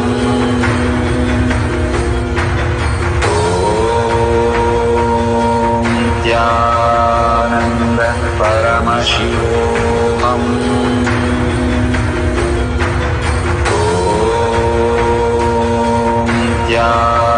Nithyananda Paramashivam. Nithyananda, if you are part of the Paramashivam program, please continue with next levels. If you're here in the Facebook or YouTube or Nithyananda TV, you can register all the details what you have taken in the video or photo in Sri Kailasa Courtyard Manifesting Power Group, tiny URL or com/manifestation. All the great things Bhagavan beautifully says, when you manifest a power, when you start sharing, that becomes your powerful cognition. And when you cause your others' reality, your reality is caused as consciousness.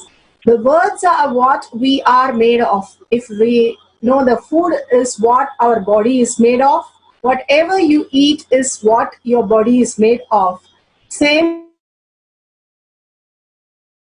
you utter, words which you think, words you internalize is what your consciousness. If you keep on repeating again and again that you are consciousness, you are Paramashiva, and sharing that with the world, you are pulling yourself out of delusion and you are liberated.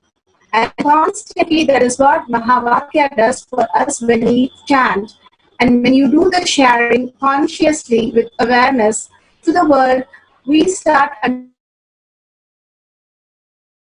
we are manifesting our reality based on our thinking, our feeling, our emotions, and without wasting any time, living that we are Paramashiva, Bhagavan himself, is the existential reality. And sharing all this in this tiny url.com/powermanifestation is the ultimate gift you can give to the world. With this, let's surrender to Bhagavan for the darshan, diksha, powerful cognition, and power manifestation session. Deeply connect to Bhagavan and deep gratitude and oneness. Surrender all that you have experienced to Bhagavan's lotus feet to experience more and more higher reality.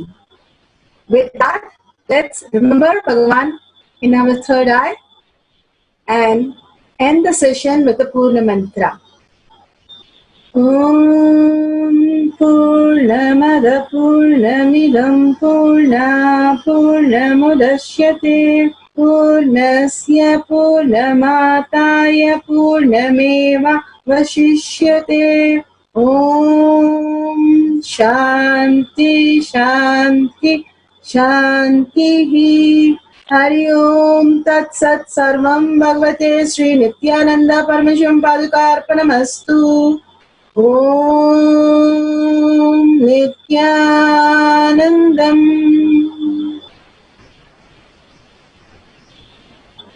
Thank you, everybody. Please share and bring all your family and friends to the one-day program that Bhagavan has given. And don't forget the Satsang and Power Manifestation session. Thank you, Nithyananda.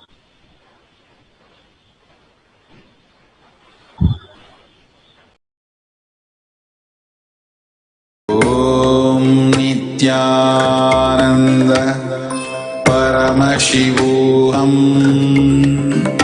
Om Nithyananda Paramashivam.